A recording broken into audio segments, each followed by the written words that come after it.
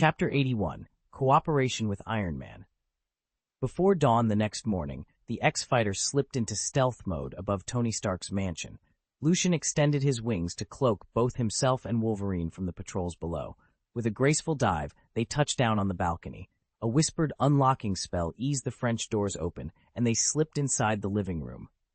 Tony, deep in slumber, sat upright the instant Jarvis's soft alarm chimed. "Sir, an unidentified individual has breached the living room. Shall I alert security?" Tony rubbed his eyes. "Not yet. I'll handle it myself." He swung his feet out of bed and headed for his workshop to suit up. But when he checked the security monitors, he froze. Lucian stood there in real time. Moments later, Tony emerged in casual clothes, a fresh cup of coffee in hand, his repulsor gauntlets tucked under his jacket. Lucian and Wolverine remained perfectly still under the elegant chandelier. Tony allowed himself a half-smile. "Lucian, I must admit, I didn't expect my amazing magician to break in a second time." Lucian's gaze was calm and unhurried. "Cut the jokes. I know who hired those terrorists to attack you." Tony's expression turned grave. "Who was it?" "Obadiah Stane," Lucian replied without hesitation. At that name, Tony's jaw clenched and his eyes narrowed. The air between them crackled with tension and the promise of uneasy alliance. Lucian's eyes never wavered as Tony pressed him. "How can you be so sure it's him?" "Because I'm a mutant with telepathic abilities," Lucian answered evenly. "I've probed Obadiah Stane's mind before." Tony let out a low chuckle. "I half suspected you weren't just another genius billionaire. I always thought mutants were legends in this world, but clearly some of you do exist." From Stark's vantage point, no government spin could hide the truth. He'd never paid mutants much mind, until Lucian had demonstrated those uncanny powers. The moment he returned home, he devoured every file he could find on mutant history. "If my reading is right," Tony continued, "the fellow next to us has to be the legendary Wolverine, and you really can shoot steel claws from your knuckles?" He nodded toward the grizzled man reclining in the corner, cigar in one hand, fine wine in the other. Wolverine didn't answer. He simply flexed his right fist, and in an instant, 3 gleaming adamantium claws slid free, catching the light with a deadly promise. Lucian watched as Tony slid his 2 outer fingers back, leaving only his middle finger raised in a mocking salute. "All right," Tony said. "Next time you come by, you're not getting any wine." Tony settled back onto the sofa and gave Lucian a long, appraising look. "So," he began, "you didn't come all this way just to insult my hospitality. What's your price?" Lucian folded his arms, meeting Tony's gaze. "You doubt the value of what I've told you?" Tony smirked. "I've met you exactly once. I don't know if you're a saint or a con artist, but let's be honest, you saved my life. If you'd wanted, you could have squeezed a much bigger payout from me. You could have forced me to sell my shares at a loss or handed over sensitive files. Instead, you nudged the stock price by what, a fraction of a cent? That hardly covers your expenses." Lucian's expression stayed calm, but his eyes narrowed. "Then you're not questioning my honesty." "No," Tony shook his head. "In fact, I think you're telling the truth. I've been digging into yesterday's kidnapping. Everything points back to Obadiah Lion. And if you're connected to the Lions," he paused, letting the name hang, "then you know as well as I do how dangerous that family can be." Lucian leaned forward. "Exactly why I came to you. If Obadiah's involved, we can't afford to delay. I need your resources, your network, and in return—" Tony raised an eyebrow. "In return, you want my help? Name your terms." Lucian allowed himself a small, wry smile. "No compromises with Obadiah. You help me extract the victim, and I'll see that you get a share of whatever leverage we find, plus whatever else you want, within reason." Tony tapped his middle finger on the armrest. "Within reason," he repeated. "I like those stakes." "All right, Lucian Lion, let's get to work." Late that evening in his private study, Tony Stark leaned back in his chair, eyes narrowed in thought. "Once I'm out of the picture," he said, "Obadiah gets the company, lock, stock, and barrel. He even has our missiles being funneled to terrorists. Who else could pull that off but him? I've always trusted my gut, and right now it's screaming that something's very wrong." Across from him sat Lucian, arms folded, recalling the time they'd been trapped in that cave with Obadiah. Back then, he'd wanted to believe in his old friend's loyalty, but last night's gala had shattered that trust. Lucian had watched in disbelief as Obadiah quietly rallied the board to force Tony's resignation. Betrayal was brutally obvious. Tony studied Lucian's quiet confidence. "You're sharp," he admitted. Lucian gave a small, wry smile. He knew better than to underestimate Stark's genius. Tony's IQ was legendary among heroes. Had he not pieced together the clues at just the right moments, none of this would be unfolding now. "I need you," Tony said, voice low but urgent. "I want to gather evidence, turn the tables on Obadiah, and I need your engineering brilliance to build something decisive. Will you help me?" Lucian leaned forward. "Designing and building, that's my wheelhouse. But if we're teaming up, you have to spell out exactly what you need from me and what the plan is." Tony nodded. He remembered all too well how Lucian had rescued him during that last skirmish, technically for a hefty fee, but under it lay a generosity Tony wouldn't soon forget. "Thank you," he said, "for more than just the engineering. I owe you my life." And in that shared understanding, a fragile alliance was born, one they would both need to trust if they hoped to take down Obadiah Stane and save Stark Industries from ruin. Lucian didn't see any conflict with his principles, so he agreed immediately. "No problem. Take a look at this first." He tossed a USB drive across the room. Tony caught it and plugged it into the living room projector. Seconds later, a video flickered onto the tapestry hanging on the wall. Grainy footage Gabriella had secretly shot inside the Mexican laboratory. In the images, pale surgical lights glinted off steel tables where uniformed scientists hovered over docile women. The subtitles revealed the horror. These women were kept as involuntary surrogates, forced to bear children engineered with mutant genes. Once born, the children were trained and weaponized, sold to the highest bidder as living instruments of death. Tony's face darkened as he watched. This is monstrous. They actually turned innocent women into incubators, and then turned their own offspring into killers. Lucian let out a slow breath. "It gets worse. I was Subject 757, the result of splicing together multiple mutant DNA sequences. When I realized what they planned to do with me and with those kids, I knew we had to get out." He paused, remembering the day they escaped. "With the help of the other children, we overpowered the guards. Then we tracked down Logan. He had agreed to hide us. He brought us here, to New York City, hoping we could vanish into the crowd." Tony leaned forward, anger etched into his features. "But Yackley Gene Company has been hunting us ever since," Lucian finished. "They won't stop until they've reclaimed their property. That's why I need your help, Tony. We have evidence of gross human rights violations. If we can expose them, maybe we can end this and protect those children before it's too late." Lucian stood before Tony Stark, determination in his eyes. "I want to team up with you to bring down Acre Genetics and stop them from using innocent children in those horrific experiments." He outlined the essentials, only half of it strictly true, the rest carefully shaped to paint Acre Genetics as a ruthless, amoral outfit. He never mentioned the mutant, T-School or Professor X. His focus was squarely on the corporation's atrocities. As Tony watched the damning footage Lucian provided, his expression darkened with anger. Recalling his own promise in that cave, to perfect the Mark suit for the greater good, Tony slammed his palm onto the workbench. "Consider it done. We'll shut Acre Genetics down." A tight smile curved Lucian's lips. He'd known Stark wouldn't stand idly by once he learned the truth. Superheroes, after all, are bound by their conscience. "Excellent. Before we move forward, there's one more thing I need you to build." Carefully, Lucian sketched out the rough specifications for the device he required, enough detail to set Tony's genius in motion, yet leaving certain ends untold. Trusting his ally's ingenuity, Lucian watched as Stark's mind flickered to life with possibilities. The mission to save those children and to destroy Acre Genetics was now officially underway. Lucian watched Tony Stark carefully as the genius inventor studied the glowing marble in his hand. "So, can this be made?" he asked. Tony tapped his chin thoughtfully. "It wouldn't be terribly difficult to fashion a metal rod capable of channeling this energy, provided the flow remains stable. But first, I need to analyze the exact nature of your magic." Nodding, Lucian held out the marble, its surface pulsing with the soft inner light of his power. "This is what you'll be working with." "Excellent," said Tony. "Follow me." He led Lucian and Wolverine down to Stark Tower's laboratory basement.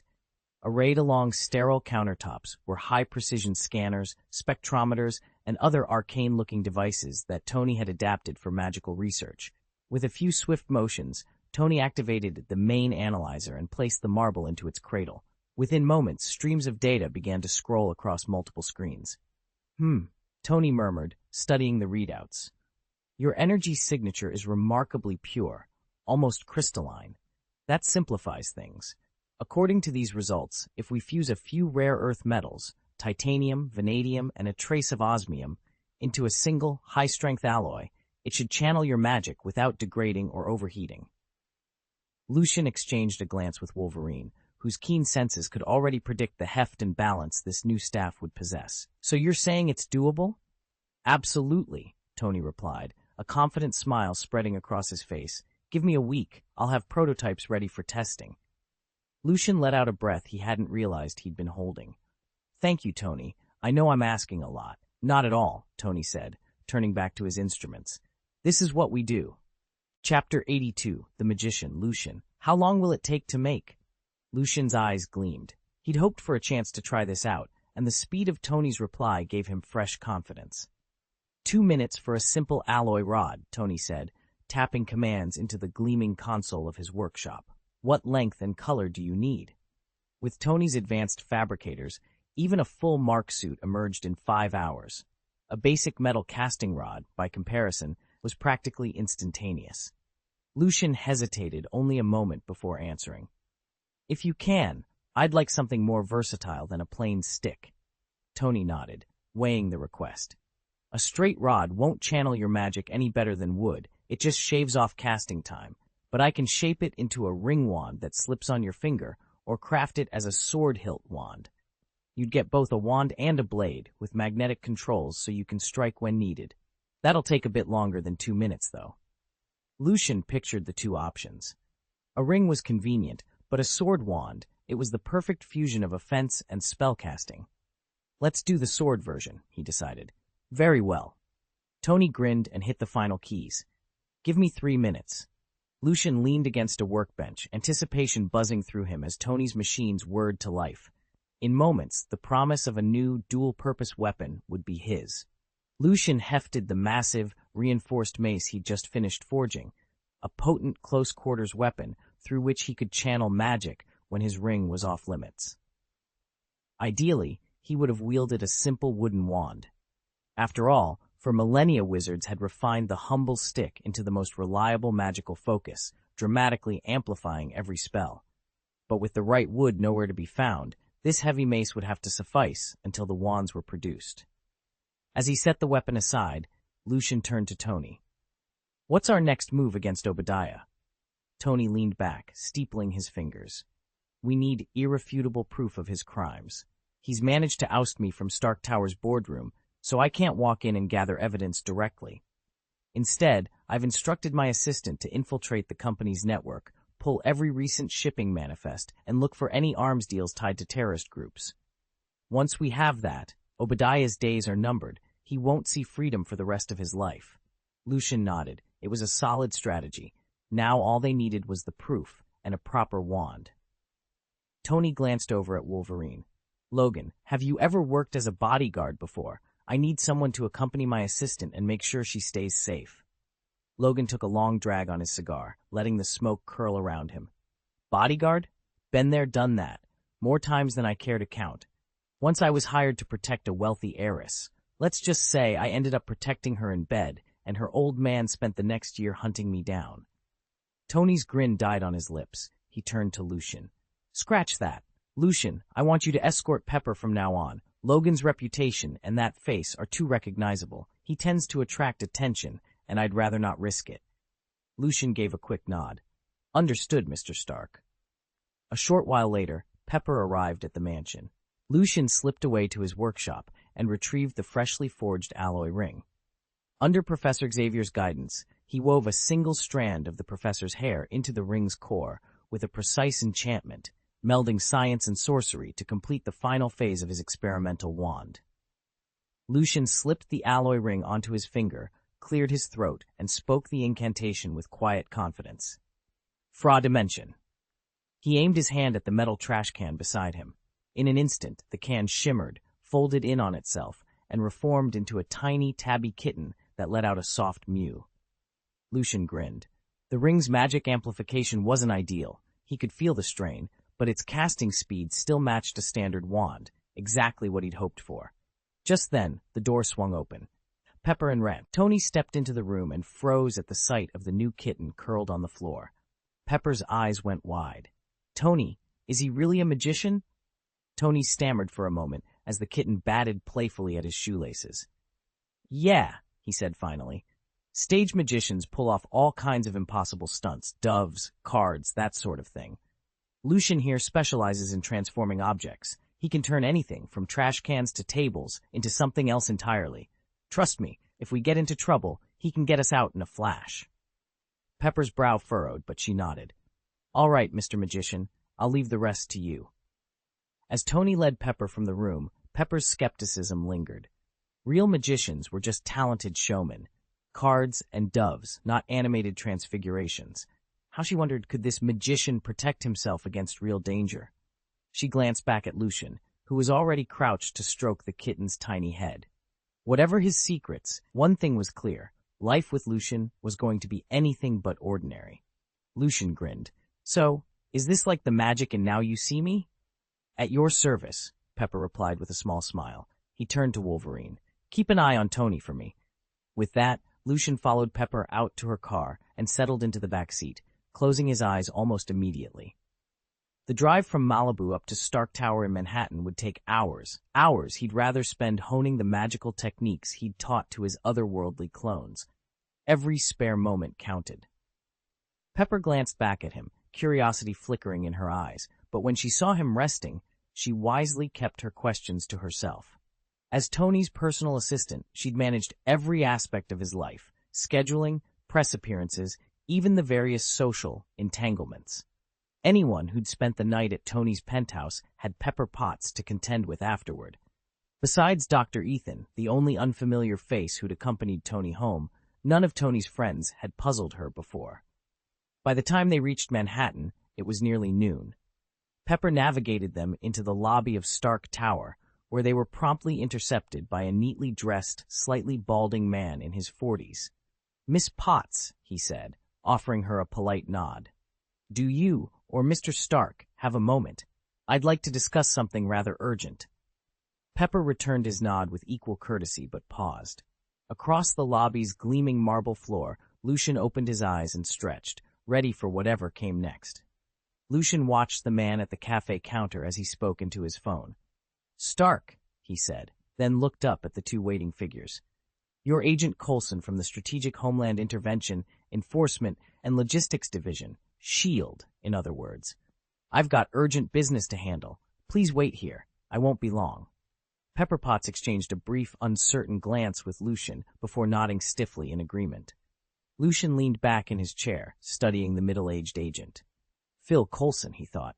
Level 8 field operative with SHIELD.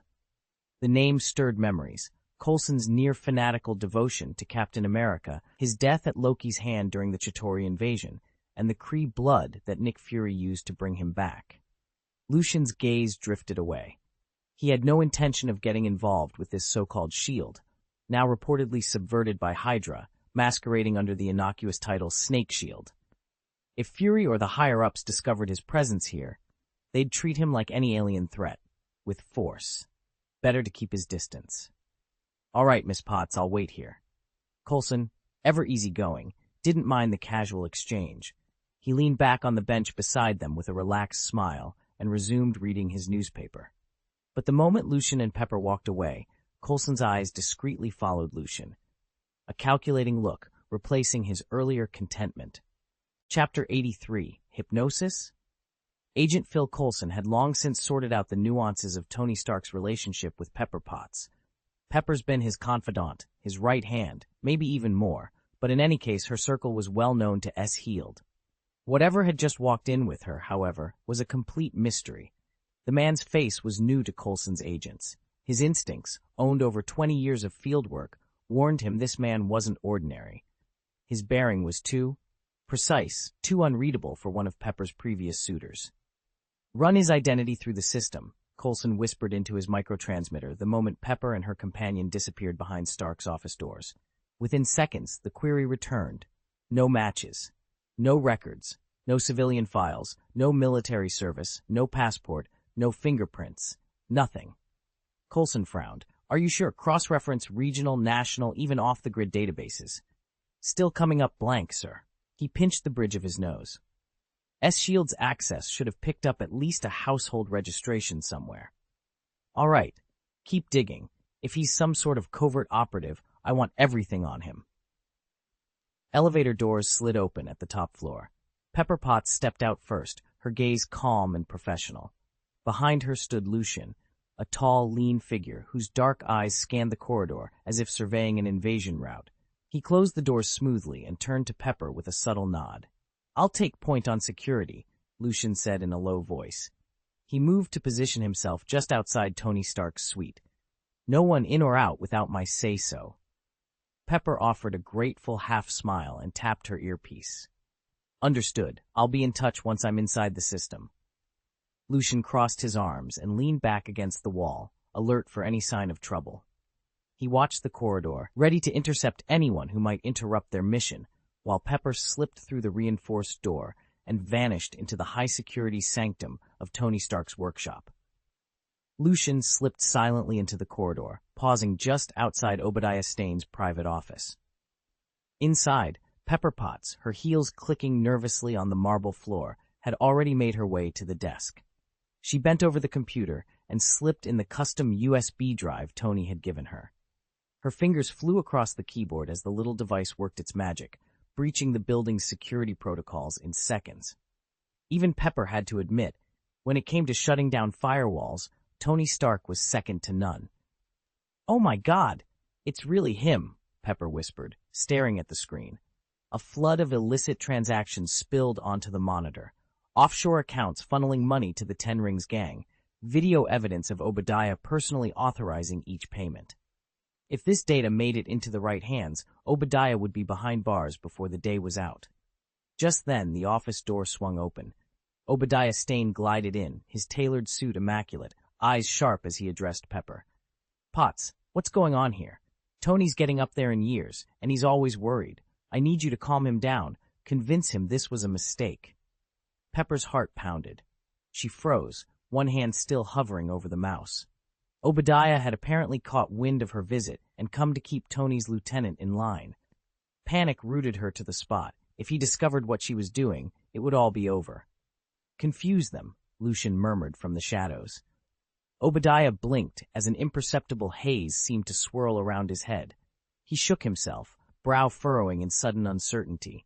Words began to tangle on his tongue as Lucian stepped into the doorway, his presence quiet but undeniable. Pepper seized the moment, her fingers smashing the final keystrokes. "Download complete," she said, forcing calm into her voice. Obadiah took a step forward, trying to gather his thoughts. "Potts," his words slurred oddly, uncertainty flickering across his features as Lucian's subtle magic wove its spell. Pepper hit eject on the drive, yanked it free, and slid it into her pocket. "You wanted reassurance," she told Obadiah, voice steady. "There's nothing to worry about. Tony's fine." Confusion clouded his eyes. He raked a hand through his hair. "Right, fine." He glanced at Lucian, but the newcomer's inscrutable expression offered no clue. Moments later, Obadiah turned on his heel and left, his confident stride reduced to tentative steps down the hall. As the door closed behind him, Lucian sheathed himself in shadow again. Pepper exhaled, leaning heavily against the desk. She drew the USB drive from her pocket and caught Lucian's eye. "We got everything," she said softly, relief flooding her voice. Lucian nodded. "That's enough to bring him down." He paused, then offered a wry half-smile. "Now we just need to get out of here." Together, they slipped away, leaving behind the seeds of Obadiah Stane's undoing and a promise of justice for Tony Stark. Lucian watched as Obadiah trembled all over, his eyes glazing over the instant the confusion charm struck. The older man froze in place, wine glass in hand, utterly dazed. "Perfect. Keep at it," Lucian murmured to Pepper. "He'll be out of it for at least a minute." The confusion charm was deceptively simple, a favorite prank among Hogwarts students, and a handy way for wizards abroad to deal with muggles who glimpsed too much magic. Victims slipped into a brief trance and, upon awakening, chalked the experience up to an accident.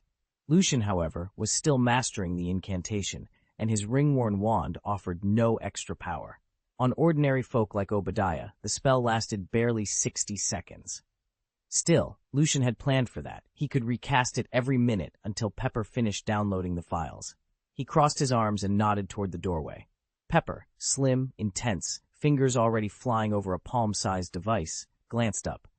"Got it," she promised, eyes glinting as she tapped at the screen. In 5 minutes, every piece of incriminating evidence would be theirs. Time crawled forward. Each minute, Lucian murmured the charm again, and each time Obadiah slumped deeper into the same vacant stupor. Pepper worked with methodical precision, her device humming softly as lines of code scrolled and resolved. At last, she straightened and met Lucian's gaze. "All set. Every file, financial records, internal memos, security footage, you name it. It's done." Lucian nodded. "Good work. Double-check it. Make sure there are no gaps." Pepper gave a curt nod and turned back to her screen, fingers dancing over the interface once more. Lucian kept an eye on the enchanted man at the door. He'd remain none the wiser until long after they were gone. Then Obadiah would simply remember, quite ordinarily, having had a fleeting bout of dizziness. Exactly as planned. Lucian replayed the scene in his mind. In the movie, Pepper's rushed exit, and the unfinished download notification she left behind, had tipped Obadiah off that something was seriously wrong. That slip of digital evidence had driven Obadiah to risk everything by seizing Tony's arc reactor. Now, even though he didn't possess the Iron Overlord suit, and had no inkling that Tony had built the Iron Man armor for himself, if Obadiah discovered what Pepper had just done, he'd move heaven and earth to protect himself.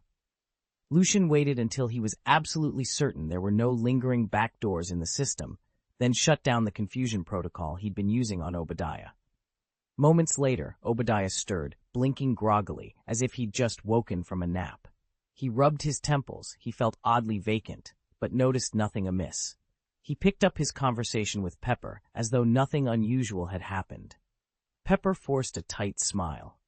Her heart was racing, her emotions threatening to betray her, but she already had the proof she needed. She couldn't afford any more slip-ups. "I'm going to draft some recommendations for Tony," she said, her voice steady. "Actually, there's something else I need to take care of. Excuse me." "Of course," Obadiah replied, blinking in surprise. He offered her a polite wave and a smile. But the moment the door closed behind Pepper and Lucian, his expression darkened and his brow furrowed. He straightened in his chair, suspicion flickering in his eyes. "Why do I have the feeling something's wrong?" After years in the business world, Lucian had developed a razor-sharp intuition, especially when it came to reading people's words and emotions. He couldn't shake the sense that there was something off about Pepper's face just now. Her eyes lacked their usual light, and even the bodyguard seemed out of sorts. He set his wineglass on the desk, stood, and booted up his computer. When the system showed no signs of tampering, he allowed himself a brief, relieved exhale, but the knot in his stomach didn't loosen. He picked up the telephone. "When did Miss Potts join the company, and where is she now?" A calm voice answered. "Miss Potts signed on 20 minutes ago. She just left the building, along with the agent who calls himself Coulson." Lucian's eyes narrowed. Without another word, he dashed out of the office toward the monitoring room. It had taken 20 minutes for them to slip away, and in that time, they'd had free reign of the place. But quietly, almost invisibly, Lucian had installed surveillance in Tony's office some time ago. Now, he just needed to get there and see what they were trying to hide. Lucian slipped silently into the surveillance hub and pulled up the live feed from Tony's office. What on earth was Pepper doing in there? Was she trying to hypnotize his people? A moment later, the monitors revealed the unsettling truth. Pepper Potts was frantically downloading confidential files while the nearby agents stood motionless, as if under a spell. Lucian froze. She'd just gotten hold of the irrefutable proof of his illicit dealings, and now she'd blended back into the field, data in hand. No matter how many operatives he deployed, he had no idea where she'd gone or where those files would end up. Lucian drew a deep breath and began pacing the small room. He couldn't let this slip through his fingers. His phone was already in his hand. "I'll work with you," he said into the receiver, his voice as steely as he could manage. "But you must eliminate Pepper Potts, her bodyguard who just broke cover, and Agent Barton immediately, before any of that evidence reaches the government." He knew he was placing a terrible order, but his mysterious weapons supplier and arcane ally wouldn't tolerate failure. Their pact had always been transactional. Lucian provided resources, they provided muscle and otherworldly assistance. Lately, the stakes had been climbing, and Lucian had been cautious, afraid of losing himself in their power. Now, though, he couldn't afford caution, not when his entire operation and his freedom hung in the balance. "No problem. They'll die in that so-called accident we've arranged," the voice on the other end of the line replied coolly. Obadiah hung up, but a knot of unease tightened in his chest. That stunt Pepper pulled had to be ordered by Tony. Once Tony began to suspect him, Obadiah knew there was no turning back. He couldn't stay in the Iron Man operation a moment longer. Better to eliminate Tony outright and pin the whole thing on the terrorists who'd once kidnapped him. Without another second's hesitation, Obadiah rounded up his men and sped toward Tony Stark's Malibu estate. As the Pacific breeze stirred the palms lining the drive, he glanced at the sleek silhouette of the mansion and allowed himself a grim smile. "You got lucky last time," he whispered. "But this time, I'm taking you to see your father, personally." Chapter 84, Hydra's Attack. 5 minutes earlier. Lucian and Pepper stepped out of the office when Agent Coulson intercepted them in the first-floor lobby. "Miss Potts, where are you headed?" Coulson asked, concern etched on his face. "If you've got a moment, Agent, please come with us," Pepper replied, her voice tight with urgency.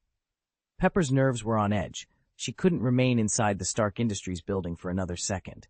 She needed to get somewhere secure, call Tony, and relay everything she'd uncovered. Luckily, Coulson was a law-abiding agent. If Tony approved, it would be perfectly legitimate to hand over her evidence. Lucian said nothing. His sole task was to protect Pepper and secure the proof she carried. What Tony chose to do with it afterward, whether it ended up with S.H.I.E.L.D., the CIA, or another friendly agency, was none of his concern. So he stayed quiet, maintaining his cover as Pepper's bodyguard, offering Coulson no reason to probe further. A short drive later, their sports car pulled to a stop on a quiet side street. Pepper took a steadying breath and dialed Tony's number. As the line rang, she silently prayed she had time to warn him before Hydra struck again. "By the way, Tony, he also mentioned that your father used to be a senior executive at the Strategic Homeland Defense Attack and Logistics Support Agency." Pepper clicked off the phone. Normally, Tony barely gave Agent Coulson a second thought, but the moment he heard his father's name, his attitude shifted. "Bring him back to me," he ordered. "I want a proper chat." Pepper slipped behind the wheel of her sports car and accelerated toward Malibu. They tore through an intersection when, from the left, a black SUV barreled through a red light, aiming straight for them. "Watch out," Lucian reacted instinctively. He slammed his palm against the passenger side window and traced a swift, intricate pattern across the glass. From his fingertips erupted a stream of glowing blue energy. "Wingardium Leviosa!" The SUV shuddered, lifted off the pavement, and hovered above their convertible before drifting harmlessly over the barrier. Pepper's knuckles whitened on the steering wheel, and Agent Coulson in the back seat sat frozen, eyes wide. Even Pepper, long skeptical of Lucian's claims, could no longer deny the truth of his powers. This wasn't sleight of hand. It was real magic. Lucian's heart pounded as he realized this wasn't just any hired bodyguard. The way the man moved, so precise, so controlled, suggested something far beyond ordinary skill. Before Lucian could wonder more, the sleek sports car they were in shot through an intersection, only to be cut off by a massive delivery truck slamming to a halt in front of them. Pepper's foot slammed on the brake, locking the wheels with a screech. "Get out now," Lucian ordered, unbuckling his belt and yanking at Pepper's. He thrust her toward the passenger door, flung it open, and hauled her to safety. Then he turned back to Coulson, who was still wide-eyed, grabbing hold of him just as half a dozen black SUVs spun onto the street behind them. From one of those SUVs, a rocket launcher appeared, the muzzle already glowing with ominous heat. Lucian's jaw set. Other vehicles bristled with submachine guns, their barrels trained unflinchingly on the trio. "Here they come," Pepper cried, stumbling back. Lucian didn't hesitate. He stepped between Coulson and Pepper, raised his hands, and a pair of luminous white wings erupted from his back, folding out in a blaze of shimmering light. With a single powerful sweep, he scooped both of them into his arms. Below them, the rocket's roar split the air. Lucian kicked off from the pavement, flying them upward, just as the warhead slammed into the car, reducing it to a fireball. Bullets chipped the ground where they'd stood, sparks flying like deadly rain. But Lucian held them firmly, wings spread wide, and soared into the sky, leaving the ambush far behind. Neither Coulson nor Pepper had a clue what had just happened. All they knew was that their enigmatic protector was far from ordinary, and they were alive because of him. "We need to find out which faction they belong to," Lucian said. Rather than soaring away with Coulson and Pepper, he sat down on the flat rooftop of a nearby building, its low parapet providing scant cover. With an ambush this sudden, he couldn't simply bail. Instead, he had to determine who the attackers were after. Coulson, Pepper, or him? If it was the first two, they might handle it, but if Lucian was the target, he needed to stay sharp. He spoke into his comlink. "Their firepower is overwhelming. I've called for backup. Lay low and stay behind the wall." No sooner had they crouched behind the parapet than bullets began ripping into the concrete below. Coulson drew his pistol, but when the hail of gunfire intensified, he ducked back, unwilling to risk exposing himself. "Remember," Lucian warned, peering over the edge, "they've got a rocket launcher. This barrier won't stop those rounds." He squared his shoulders, drew his sidearm, and offered Coulson a determined nod. Coulson's eyes widened at the reminder of the heavier ordnance. Backup was still minutes out, and a rocket strike would crumble the roof, and them with it. They weren't on a full combat deployment, so Lucian had only his pistol. But embarrassment was a small price to pay if staying alive meant they could finish this fight. Pepper crouched behind the overturned crate, her voice trembling. "What do we do now?" Coulson's jaw clenched. "I'll draw their fire. You get Miss Potts out of here." Lucian's eyes widened. "But you'll never make it if you go out there alone." Coulson held up a hand.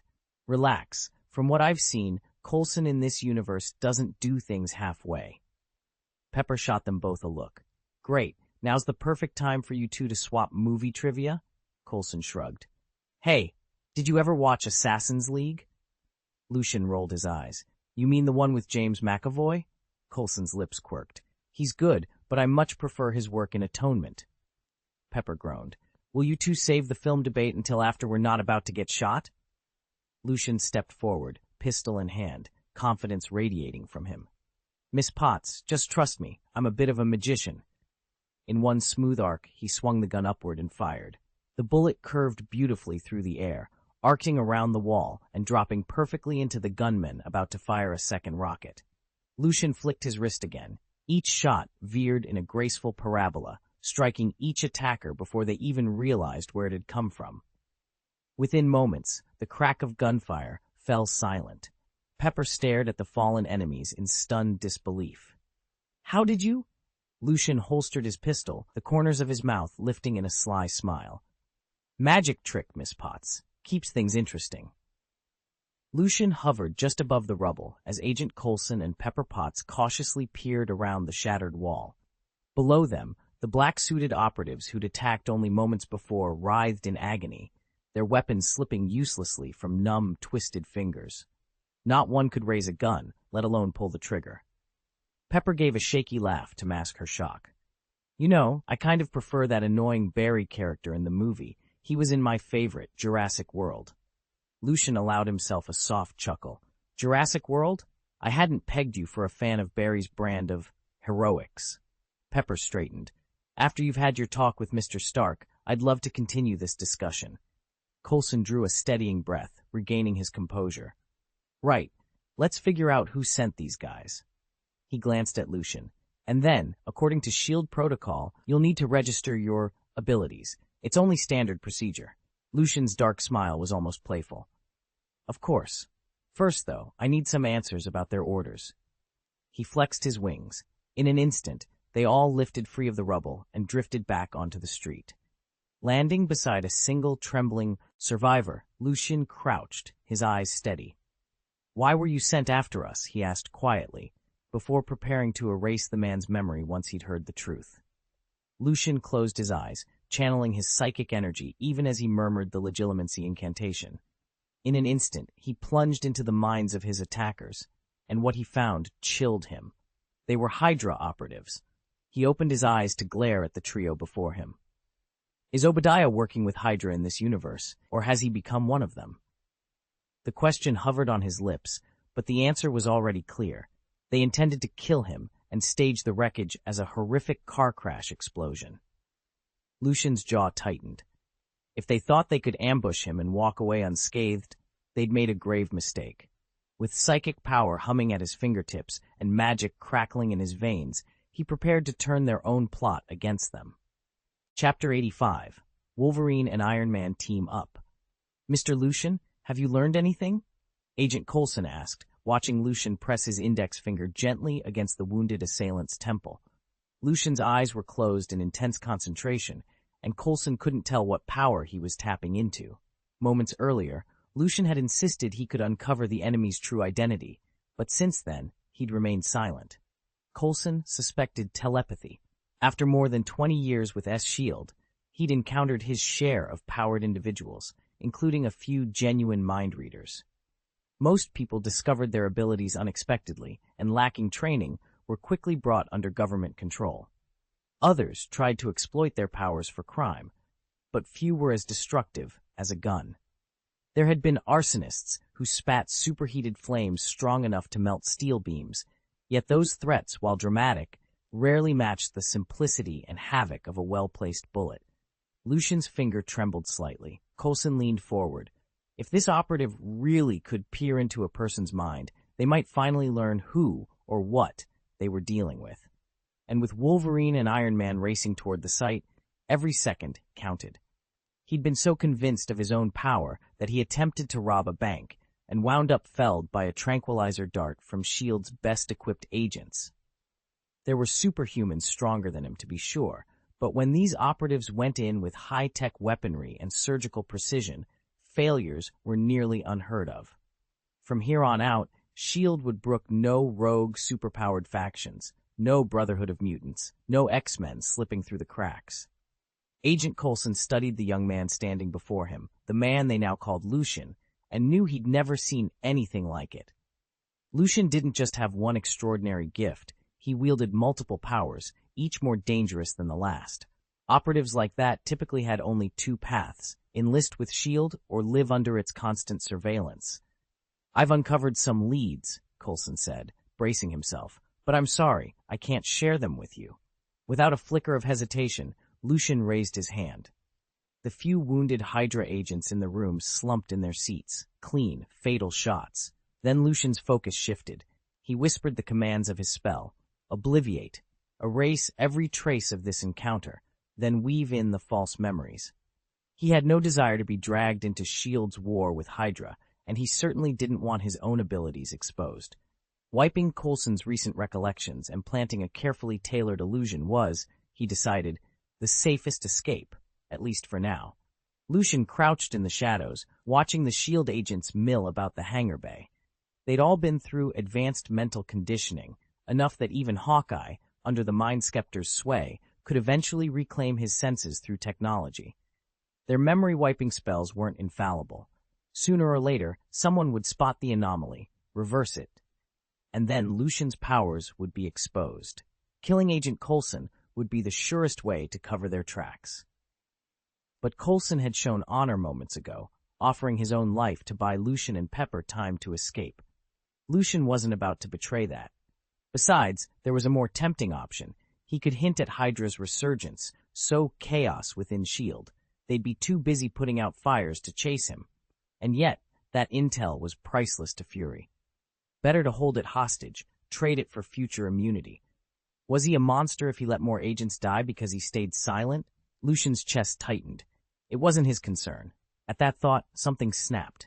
He sprang forward, catching Coulson off guard and slamming him against a steel support beam. Coulson's eyes went wide, confusion coloring his features. Pepper leapt to her feet. "Lucian, what are you doing?" she demanded, rushing toward him. Lucian paused, steel in his gaze. Coulson struggled for words, reaching out as if to calm him. Pepper closed the distance in two extreme strides, slipping an arm around Coulson to steady him. Heaving for breath, Coulson blinked up at Lucian. "Lucian, why?" Lucian shook his head, stepping back, his fists unclenched. "I'm sorry," he said quietly, as though he barely recognized the admission. I thought I had to protect us." Pepper kept a hand on Lucian's shoulder. "We'll get out of here," she said firmly. "But hurting Coulson isn't the way." Lucian's shoulders slumped. In the harsh hangar lights, he looked every bit the conflicted man he was, torn between survival and conscience. Kennedy's distant voice crackled over the comms. "Agents, status report." Lucian met Pepper's eyes. "Let's go." Together, they melted back into the shadows, abandoning their moment of fury, and for now, their greatest secret remained intact. Lucian smiled and explained, "My power can't be exposed, so I simply hypnotized him. When he wakes up, he'll believe he single-handedly rescued us. Just make sure the secret stays buried." Pepper's eyes widened in surprise, but she nodded in agreement. As she turned to leave, Tony called after her, "Pepper, Lucian's a friend. You can trust him." Moments later, the spell broke. Agent Phil Coulson's eyes fluttered open, and he immediately scanned the scene, concern etched across his face. "Are you both all right?" Before they could reply, a convoy of black SUVs roared to a halt nearby, forcing Lucian to frown. "Hydra agents," he thought. But Coulson, lowering his pistol, shook his head. "Relax, that's my team coming in." Several agents in tactical black uniforms emerged. Their leader, an Asian woman with a steely expression, strode forward. "Coulson," she greeted, her voice both warm and incredulous. "Haven't seen you in days. You've really stepped up, took care of all this on your own?" She glanced at the limp Hydra operatives sprawled around them and back at Coulson, standing unscathed in the center of the fray. A flicker of surprise crossed her eyes. From what she knew of him, Coulson hadn't been this effective. Either he'd improved by leaps and bounds, or the opposition was far weaker than usual. Chapter 8. Of course, May. Never underestimate me. Lucian's pistol swept smoothly from the holster. Agent Phil Coulson chuckled behind him. He'd heard all the doubts about Lucian's first field assignment, but today their quarry was proving remarkably easy to dispatch. Coulson moved with the calm precision of a seasoned marksman, every shot on target. This was the perfect chance to show off in front of his old partner. In seconds, the last armed smuggler went down. Lucian wiped sweat from his brow as May's team bound the captives. May herself, legendary for her unflappable professionalism, tilted her head, scanning the wooded clearing. "May?" Lucian ventured. He'd read the same files everyone else had. This was the agent who'd been forced out of active duty after the bus incident, blamed for a fatal friendly fire. Yet here she was, sleeves rolled up and ready to hunt. Multiversal anomalies, he supposed. May gave him a single nod, then turned to her second-in-command. "Secure the perimeter. Bag the weapons. I want to trace these guys back to whoever supplied their arms." Lucian holstered his sidearm. Coulson clapped him on the shoulder. "All set for leg 2, Lucian? Let's roll." Inside Coulson's SUV, Lucian riding shotgun and Pepper Potts in the back, they left the jungle road behind. Lucian stared out the window, mind half on the night ahead. Over the comms, May's voice crackled. "Strange. How did our guy get shot from that angle? There's no black powder residue in the clearing." Lucian frowned. "Copy that. I'll forward you our footage." He turned back just as the hospital-white silhouette of Tony Stark's Malibu mansion emerged through the palm trees. Pepper hopped out first, scanning the grounds. "Tony said he'd meet us here. He's late." Coulson killed the engine. "Something's not right." Pepper's lips tightened. "I'll let the staff know we've arrived."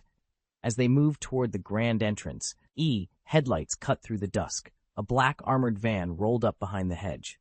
Obadiah Stane climbed out, flanked by men in tactical gear. He surveyed the mansion with cold eyes. "Remember," he called to his operatives, voice low but deadly, "no one can be left alive."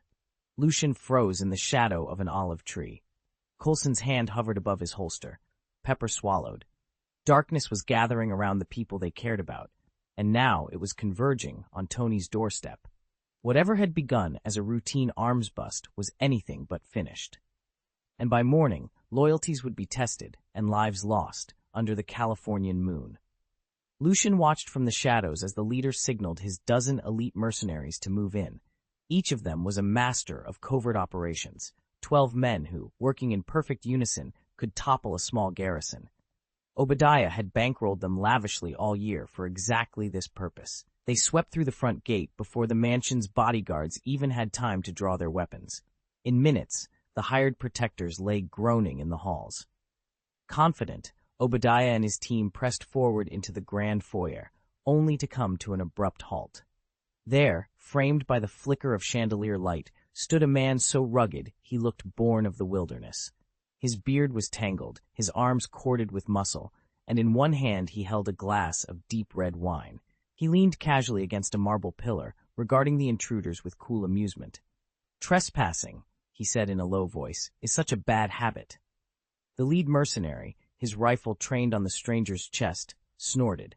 "Who are you?" he demanded. "Where's Tony? Tell him to come out and stop hiding, or we'll smoke him out ourselves." The bearded man took a leisurely sip, setting his wine glass on the pillar. "Tony?" He shook his head, a trace of a smile twitching at his lips. "You'd be better off looking elsewhere." Obadiah stepped forward, studying the unarmed figure before him. A single glance told him this man was no ordinary bodyguard, and certainly not someone to underestimate. But the mercenaries waited, rifles raised, ready to strike at Obadiah's signal. Lucian clenched his fists in the darkness and took a silent vow. Whatever happened next, he would see the truth behind Tony's disappearance and protect the man who stood so calmly in the path of an army. Chapter 86. The Death of Obadiah. Obadiah leaned against the railing of the upper landing, his cold eyes fixed on the man below. "He's heading to the studio to suit up in iron armor," he told his men. "Don't let him out of your sight." Lucian, paused at the top of the stairs and glanced back over his shoulder. "You can wait here," he said calmly, then turned and climbed the steps. Obadiah's lips curved into a cruel smile. "Kill him," he ordered the burliest mercenary in the group. "Then fetch Tony and bring him up." The mercenary raised his pistol. "Right away, boss." He took careful aim at Lucian's forehead and squeezed the trigger. Bang! The bullet struck precisely between Lucian's brows, but instead of killing him, it flattened against his skull and dropped harmlessly to the floor. Lucian looked down at the spent casing, then shook his head in mild irritation. "Young people really have no patience," he muttered. He set the half-drunk glass of wine on a nearby crate and flexed his hands. With a flick of his wrists, the adamantium claws extended, catching the light in deadly arcs. Then, without warning, he crossed his arms over his chest and surged forward into the hail of gunfire. Lucian cut through the mercenaries like a whirlwind. Bullets kicked up sparks off his unbreakable skeleton, but none touched him. He ignored their futile shots and leapt straight for Obadiah. In one fluid motion, his right hand plunged forward, the claws slicing through clothing and flesh. Obadiah's surprised gasp was cut short as Lucian's blade pierced his chest and pinned him against the railing. Obadiah sagged, a shocked expression frozen on his face. His eyes glazed over, and he crumpled at Lucian's feet. At that moment, a metallic hum echoed from the studio below. Tony Stark, fully suited in his Mark XL armor, burst through the doorway and hovered in the air. His repulsors glowed blue as he surveyed the carnage. Lucian sheathed his claws and stepped back, wiping a few drops of blood from the adamantium blades. He offered Tony a curt nod. "That one's dead," he said, voice low and even.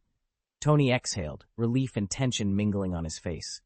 "Good work," he replied. Then, without another word, he turned to finish what the mercenaries had started. Together, man and machine plunged back into the fray, this time as allies. Coulson's car screeched to a halt at the mansion's front gate, just as deafening gunshots rang out from inside. He yanked open his door, drew his pistol, and called back over his shoulder. "Pepper, Lucian, stay here. Don't move. I'm going in." Pepper's face went pale.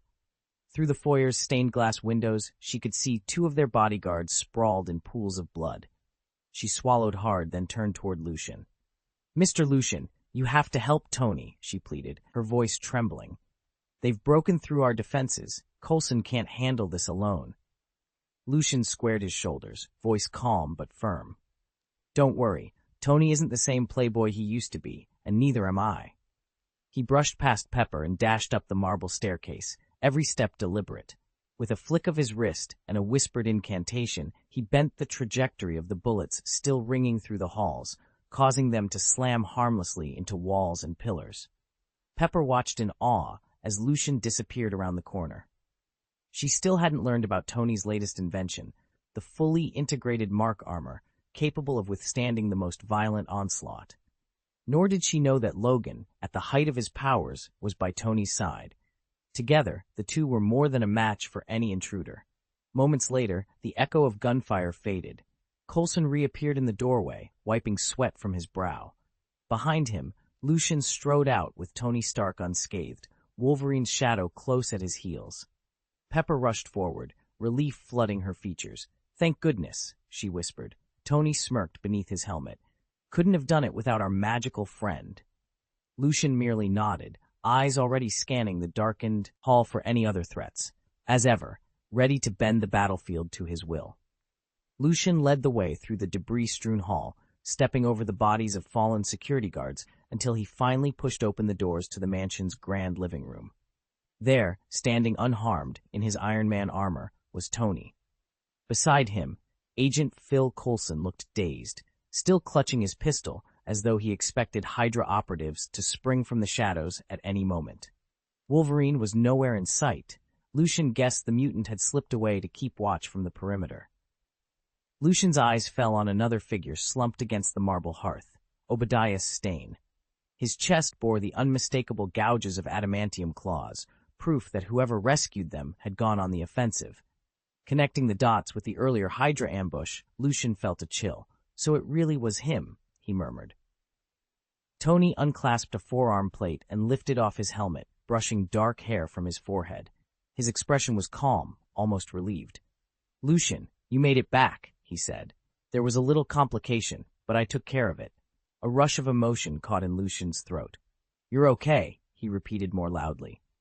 Just then, Pepper Potts burst into the room, eyes shining with tears.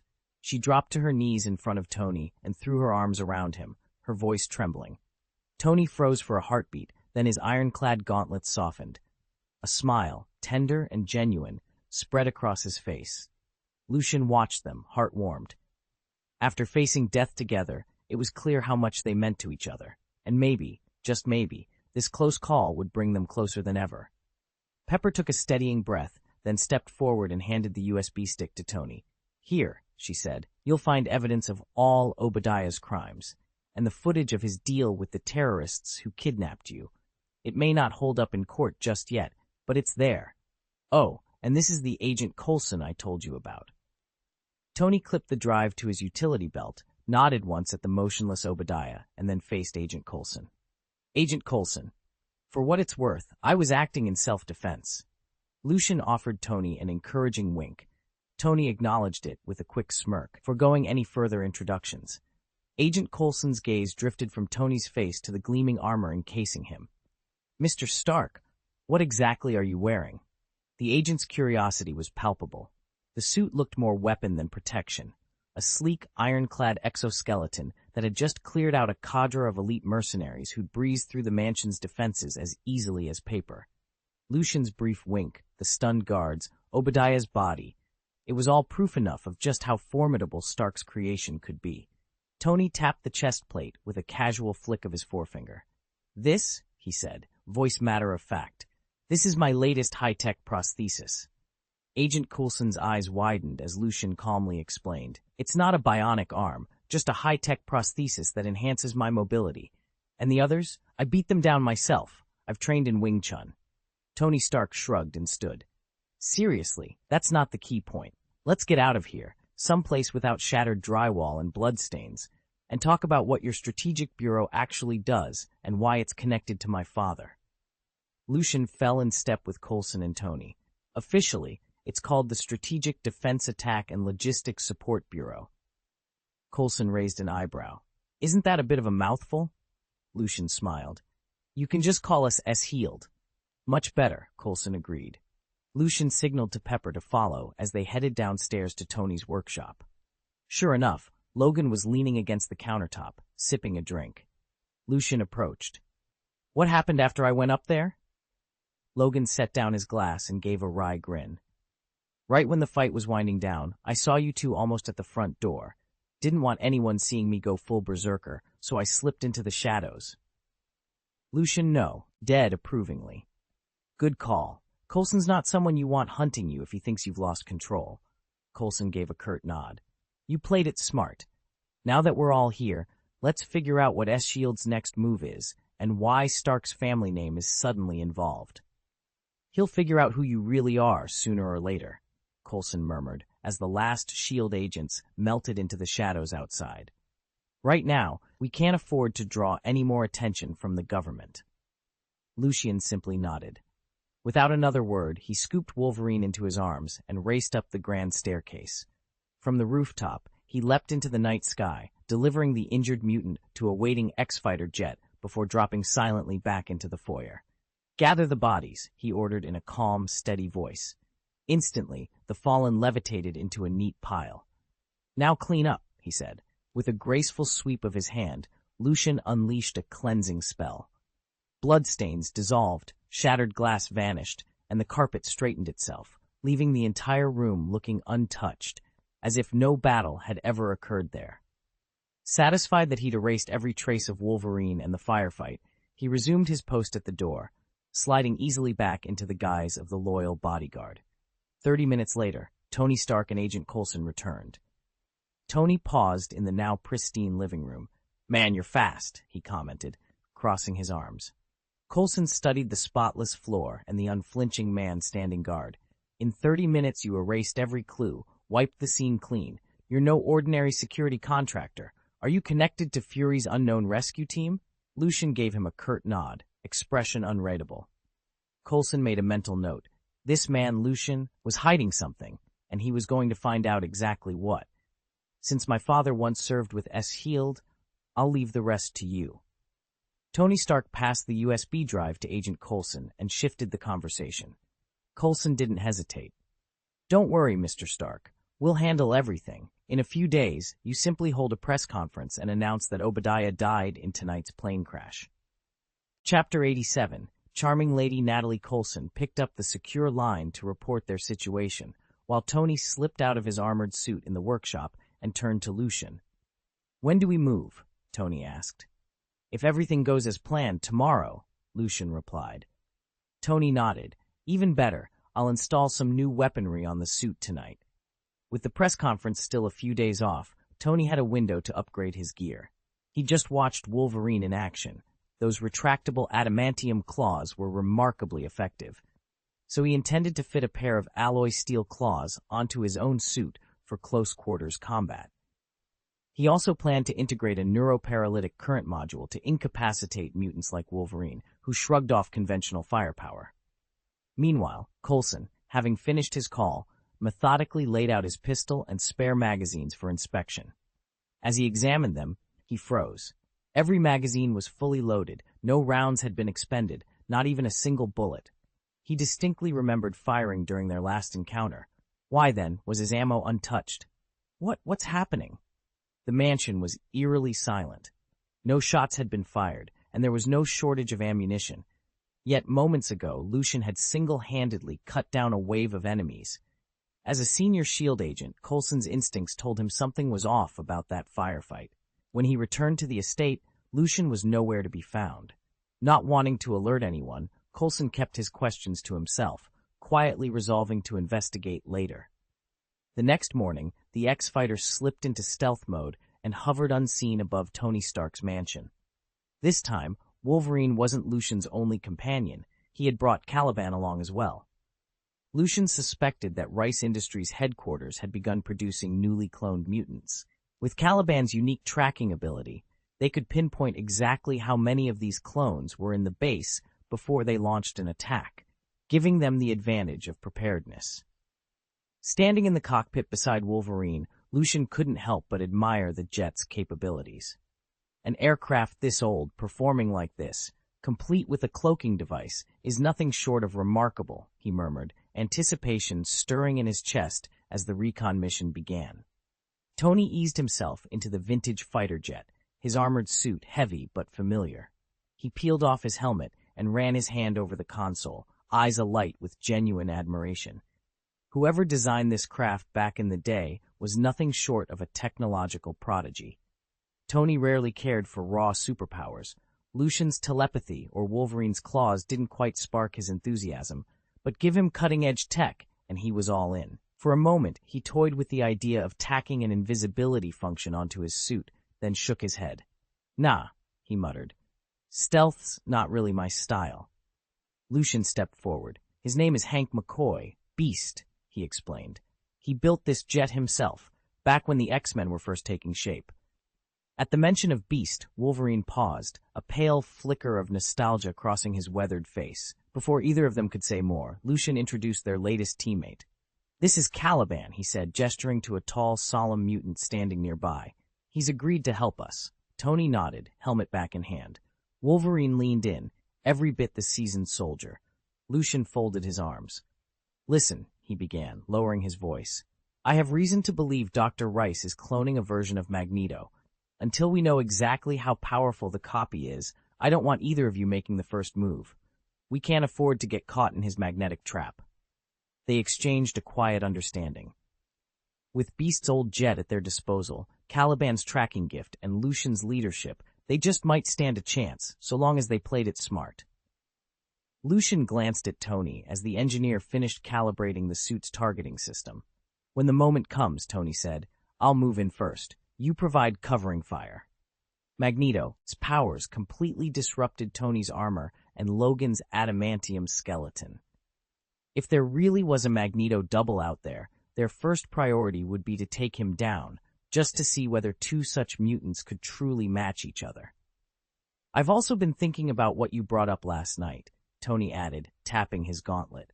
"I loaded the suit with non-metallic rounds for long-range sniping. They'll cut through Magneto's shields without giving him anything to magnetize." Lucian nodded. Tony's help was invaluable, but he knew the inventor hated having his plans second-guessed. Still, there were a few details Tony wasn't fully aware of, small gaps that could cost them the mission. Lucian offered targeted suggestions, a repositioning here, a timing adjustment there. Magic was his specialty, not battlefield strategy. And after hearing Tony's outline, he had to admit it was cleaner and more precise than his own. Efficiency, Lucian reminded himself, mattered more than pride. If Tony's plan achieved their objectives, what did it matter who drew up the orders? He'd never been one for glory or showmanship. He simply wanted the job done. Lucian folded his arms, studying Tony. "If that's the plan, then let's move forward. But first, where is their headquarters?" Tony puffed up with pride. He'd been the strategist behind this mission, after all. Yet within seconds his confidence dissolved. "I don't know," he admitted, eyes wide. Lucian raised an eyebrow. "We're moments from departure, and you have no clue where they're hiding?" "I really don't." Tony swallowed hard. A smile curved Lucian's lips. "That's fine. For now, I have a way to pinpoint them." He strode over to the fighter's co-pilot seat, settled in, and drew a small silver sigil from his jacket pocket. Holding it aloft, he murmured the incantation. Golden motes of light swirled around the cockpit until they coalesced into a luminous arrow hovering in midair. Lucian let the arrow guide his gaze. "There," he said softly. "That's their location." Isa, at the controls of the X-Fighter, tracked the arrow's tip. "Got it," she replied, her fingers dancing over the throttles. With a roar, the fighter surged forward, racing toward the enemy's hidden stronghold at top speed. Tony sat in the cabin, eyeing the golden arrow resting before Lucian. He shook his head in disbelief. "Do you mutants all come equipped with this many powers?" Wolverine, lounging across from him, gave a nonchalant shrug. "Normally, a mutant unlocks just one ability. 2 is already rare. Lucian's got 5, maybe 6. Apart from that sealed guy we heard about, I've never seen anyone with so many." Tony glanced at Lucian, who simply smiled. Sometimes Tony wondered whether Dr. Sander Rice hadn't somehow compressed every mutant gift in history into this one kid's DNA. At that moment, a helicopter eased in for a landing atop the sprawling research facility on the northwest tip of Mexico's Yucatan Peninsula.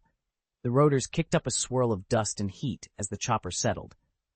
Through the haze emerged a tall man in a crisp suit, Sander Rice, CEO of Ackley Genetics. He strode forward with a broad grin and doffed his hat. "Mrs. Natalie," he called out, voice rich with charm. Sander Rice at your service. You're even more radiant than the gossip suggested. From the helicopter's ramp descended a striking redhead. Her posture was elegant, her figure perfectly poised beneath a tailored dress. Rice's eyes lit up, impressive, given how many high-profile guests he'd welcomed here. He hurried to open the door for her, all the while praising her beauty with the practiced courtesy of a true gentleman. Natalie offered a gracious smile as she stepped onto the rooftop helipad. Rice bowed slightly. Welcome to Yucatan Base. We've been preparing especially for your visit. Behind them, Wolverine and Tony exchanged glances. Whatever surprises lay ahead, they knew Sander Rice's special preparations would be nothing short of extraordinary. Lucian couldn't quite explain the way Natalie made him feel. There was something almost magical in the curve of her smile and the slight downturn of her brow, an irresistible challenge that made men eager to prove themselves worthy of her. She was, without question, the most beautiful woman he'd ever seen, and her confidence as a powerful businesswoman set her leagues apart from the usual decorative brides. Her name was Natalie Vodianova. Until just a month ago, she'd been married to Oakley Vodianov, one of the largest suppliers of raw materials to her genetics company. Then he died suddenly, and Natalie, using every resource and every connection at her disposal, managed to wrest complete control of his estate. The remarkable twist? Oakley and Natalie had been husband and wife for less than a week when he passed away. That fact alone had ignited endless rumors throughout the industry. Whispers of secret prenuptial agreements, whispers of illicit deals struck in the dead of night. But as Lucian watched Natalie move through her sprawling corporate headquarters with effortless grace, he knew that whatever tactics she'd used, she was more than capable of holding her own against any skeptic. In her presence, Lucian felt the pulse of something powerful and dangerous awakening inside him. Chapter 88, Launching the Attack. Everyone whispered that Natalie had only come to Lucian for his vast fortune. Even he couldn't deny it outright, but he didn't mind. He admired a woman who knew her own power. Like a rose with thorns, she would only prick the unworthy, and he, born to rule, welcomed the challenge. Her status as a young widow made her all the more irresistible, as if she'd already faced life's cruelest test and emerged unbeaten. But fascination wasn't the real issue. What truly mattered was that Natalie possessed the one thing he desperately needed, the biological samples required to clone mutants on an industrial scale. If he was to assemble an unstoppable mutant army and seize the world, he had to persuade her to keep supplying those materials, just as her late husband once had. She swept up to him in the conference hall, her heels clicking on the marble floor. Stopping only a breath away, she reached out, tapped his chest with a polished fingertip, and traced a slow circle over his heart. "Mr. Lucian," she said, her smile both warm and calculating, "you're sweet, but know this, if your project can't meet my standards, I won't sell you those materials at a bargain, unlike my husband once did." With that, Natalie pivoted on her heel and strolled past him, never breaking eye contact. Lucian watched her go, every step a reminder that, thorn and all, she was indispensable to his grand plan. "Come on, take me to see your project. I promise you'll be impressed." Suppressing his excitement, Lucian Rice turned on his heel and fell into step beside Natalie. "Madam, my work will exceed anything you've ever imagined, provided you cooperate fully." Natalie tilted her head. "You're telling me you've created mutant clones that obey your every command, Mr. Rice. No tricks. I want to see solid evidence." Under his practiced calm, Black Widow's heart tightened. On the surface, she was Natalie, a visiting dignitary invited to witness Rice's breakthrough. In reality, she was a senior S-sealed agent sent to confirm whether Lucian Rice was truly experimenting on mutant genes, and if so, to secure a copy of his findings. 30 minutes later, they arrived at the heart of the laboratory. Beneath a vast observation deck lay rows of glowing incubation pods, each one housing a sleeping figure. Lucian swept his arm across the bay. "Look closely," he said, voice brimming with pride. "There are 100 pods here. Each contains a clone derived from a once famous mutant. Give us a little more time, and they'll become the world's most formidable and most valuable war assets." Lucian leaned back in his chair, eyes glinting as he reviewed the latest weapon test results. Every major power, every private army on the planet, They would all pay handsomely for this kind of firepower. Before long, he'd be the world's premier arms dealer. Even the once mighty Stark Group would crumble in his shadow. Yet Lucian's ambitions had grown beyond mere profit. His original scheme, to clone enhanced soldiers and sell them to the highest bidder, now felt too small. What he truly craved was conquest, an unstoppable legion of mutant warriors under his command, ready to enforce his will across the globe. Of course, he couldn't reveal that grand design to Natalie, his newest collaborator. She only needed to know that teaming up with him promised a handsome payday and guaranteed access to rare biomaterials. If she agreed, he'd secure the supplies he needed immediately. If she refused, he had a backup plan, a handful of Professor X clones, each a telepathic powerhouse, poised to invade her mind and twist her into compliance. That mental subjugation tactic had been his default. Lure her into the underground facility, snap her will like a twig, then compel her to provide every resource he required. But there was something about Natalie that intrigued him far more than mere convenience. He found himself wondering, could he bend her to his side by charm and persuasion alone? The idea of winning her loyalty without psychic coercion stirred a strange pride in him. As Natalie spoke, confident, incisive, resourceful, Lucian suppressed a smile. He hadn't expected Mr. Rice to be so talented. If this was a test, she'd passed with flying colors. And now, more than ever, he was determined to see exactly how far he could push her, and himself. "I have a weakness for talented men," the Black Widow purred, sweeping her gaze over Dr. Rice. He rose and straightened his white lab coat, heart pounding. "So, madam, will you agree to work with me?" She smiled slowly, almost teasingly, and slipped a lighter from her pocket. "Dr. Rice, you and my husband Lucian have been friends for years," she said, flicking open the lighter. The flame danced briefly in the dim light. "But to me, he's like a lighter." Rice arched an eyebrow. "A lighter?" She inhaled deeply, then exhaled a plume of smoke in his direction. "He ignites at the slightest spark," she explained, snapping the lighter shut with a quiet click, "and goes out with just a single breath." A flush rose to Rice's cheeks. He stepped forward, voice low and confident. "My flame never dies," he said. "It's unquenchable, and far more powerful than you can imagine." The Black Widow studied him, lips curving into a knowing smirk. "Is that so?" she murmured, amusement dancing in her eyes. "In that case, Dr. Rice, I look forward to our collaboration." With a graceful turn, she brushed past him, her gaze lingering in a silent challenge that only fueled his determination. Lucian checked his watch as he and Dr. Rice left the lab corridor. "I'm starving.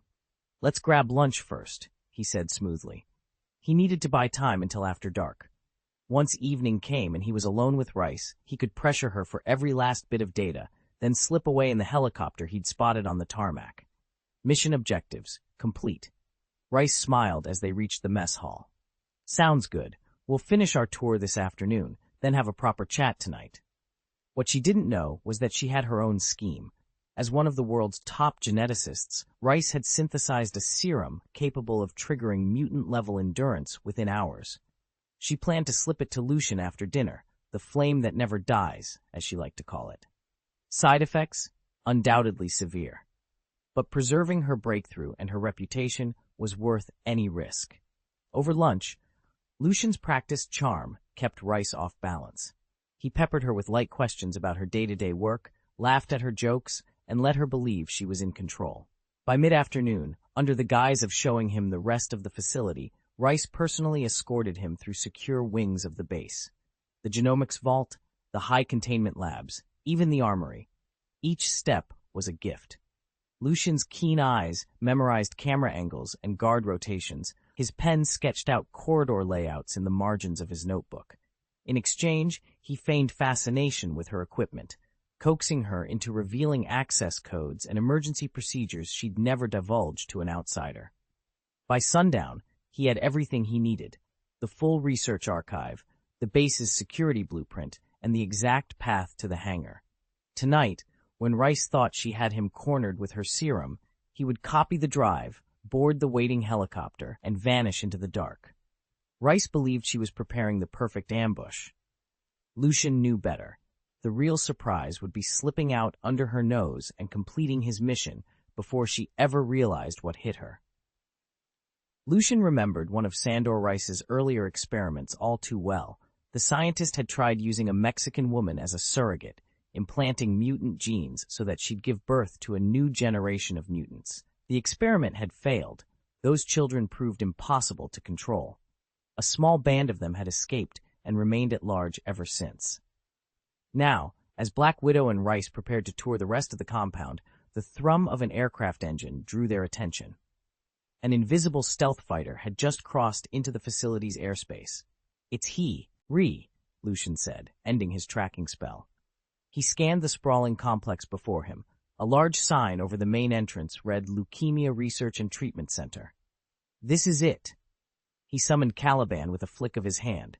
"How many mutants are inside?" Caliban paused, eyes narrowing as he reached out with his telepathy. 101, he reported after a moment. Lucian's jaw tightened. In just a short time, Rice had managed to manufacture over 100 mutant clones. Even if they lacked the full power of their originals, a force that size was no joke. He let out a slow breath.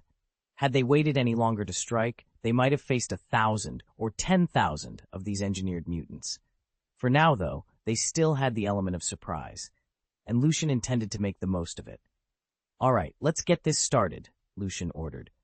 The hatch of the X-Fighter slid open, and Wolverine sprang out, adamantium claws extended. He dropped silently onto the gravel just outside the base's front gate. Raising his voice above the rumble of his landing, he called out with fierce confidence, "Xander Rice, show yourself, or die trying." At once, the startled sentries on the walls sounded the alarm. Searchlights flicked on, guns were raised, and shouts echoed across the compound. Within seconds, the base guards swarmed forward, intent on stopping Wolverine's advance. A fierce battle erupted beneath the floodlights, steel clashing against steel as the X-Men's mission erupted into all-out combat. Chapter 89, The Magneto Clone. Tony Stark's plan was simple but precise. He would send Wolverine in as the decoy, reckless, indestructible, and impossible to ignore. As soon as Logan struck, he'd draw every ounce of firepower the base could muster. Ordinary mutant clones posed no real threat to the living weapon, but Magneto's duplicates were another story. For them, Tony had specially designed non-metallic bullets to be dropped from above by an aerial unit. One Magneto clone would be pinned down on the ground by Wolverine's onslaught, while the other would face the high-altitude attack. That left the perfect window for Lucian, the team's most powerful infiltrator. Under the chaos of drawn-out firefights, he would slip into the inner compound, eliminate Sandor Rice, and smash the facility's research archives. If all went according to plan, by the time Wolverine and the clones disengaged, the assassination and sabotage would already be complete. Even a clean withdrawal would count as a total victory, provided the mission's two key objectives, Rice's death and the destruction of his mutant experiments, were fulfilled. Lucian reviewed the strategy with a nod. Facing down 101 mutants, each with unique powers and backed by armed guards, a frontal assault was suicide. But dividing the enemy's attention among Wolverine's brutal charge, an aerial bombardment, and a stealth strike gave them the edge Tony needed. Lucian checked his gear, steeled himself, and slipped into the shadows, ready to turn chaos into triumph. Lucian sat alone in the dim glow of his study, reviewing every detail of the Rice dossier. As long as he could locate Sandor Rice, his plan was simple: employ his psychic talent and legitimacy to probe Rice's mind, uncover the locations of every secret file, and then obliterate all traces of that dangerous research. If he succeeded, the threat of another Rice clone, another Rice number 2, would vanish forever. He'd considered keeping the data for his own purposes, manufacturing an army of cloned mutants under his command, but he quickly dismissed the idea. Cloned subjects lacked true independent will and depended entirely on computerized controls. Should someone like Ultron or a master hacker ever seize those systems, Lucian's creations would turn on him before he had a chance to fight back. Besides, setting up a secure cloning facility was no easy task. Even with the schematics in hand, he'd need time, manpower, and a fortress of secrecy to protect it. Any slip could let rival forces steal his research, rendering the whole endeavor pointless. No, his energy was better spent strengthening his own magic. Today's objective was clear: track down Sandor Rice, eliminate every last mutant clone, and publicly destroy all related technology. In private, Lucian would archive a single, hidden copy of the data, just in case he ever needed to reference it. But for now, the world must never know how close it had come to losing its freedom to uncontrollable, artificial life. He stood, tightened his cloak, and summoned a small orb of violet light. With a final, determined glance at the maps and reports strewn across his desk, Lucian whispered an incantation. The orb expanded, bathing the room in flickering shadows. It would guide him to Rice's hidden stronghold and to whatever horrors awaited there. With a steady hand and a resolute heart, Lucian stepped into the wavering portal, ready to end the Rice threat once and for all. If he ever needs a wand core, he can simply clone a strand of Phoenix Girl's hair. Even a copy should still work, perhaps better than the professor's. Deep inside the experimental base, Commander Donald burst into Les's office, eyes wide with alarm. "Sir, Wolverine Logan has breached our defenses." Les barely glanced up. "Wolverine? Ha, a dusk wolf. He's nothing but a low-level mutant who stitches himself back together with pills. What's there to fear?" The beautiful woman standing beside Les smirked, clearly sharing his contempt. Les leaned back in his chair. "Let him come." Donald thrust a tablet forward. "No, sir. You need to see this." With a sigh, Les tapped the screen. The base's surveillance feed flickered on, showing Wolverine in the corridors ahead. Armed guards rushed him, but it wasn't a fight so much as a massacre. In seconds, Wolverine's claws tore through their ranks like a hot knife through butter. Les's smirk vanished. He stared at the screen, disbelief turning his face pale. "He's fully recovered." Lucian sat before the bank of monitors, part coldly assessing the unfolding nightmare. Against Wolverine, modern firearms might as well be pea shooters. Once Wolverine closed the distance, any guard in point-blank range was as good as dead. Not a single shot, no matter how many, could reliably stop him. Even rocket launchers proved little more than a brief inconvenience. A direct hit would only send Wolverine sprawling for a moment before he leapt back up, claws flashing. The real issue wasn't firepower but accuracy and timing. Miss him once, and he'd be inside the compound in seconds. Lucian knew the men on the walls were only human. Perhaps a handful could steel themselves and empty magazines into Wolverine's adamantium-laced frame, but facing an unkillable adversary would shatter any man's nerve. Once a few guards broke and fled, the entire defense line would collapse, and Donald's panic was already proof of how close they were to total rout. Nearby, Black Widow hovered, adopting the worried posture of a frightened child. In reality, she was running through her options. If the base sank into chaos, perhaps she could grab the research files she'd come so far to steal. No need to wait for nightfall. Clearing her throat, she addressed Mr. Rice. "Sir, with this attack underway, should I be moving to assist, or am I safe here?"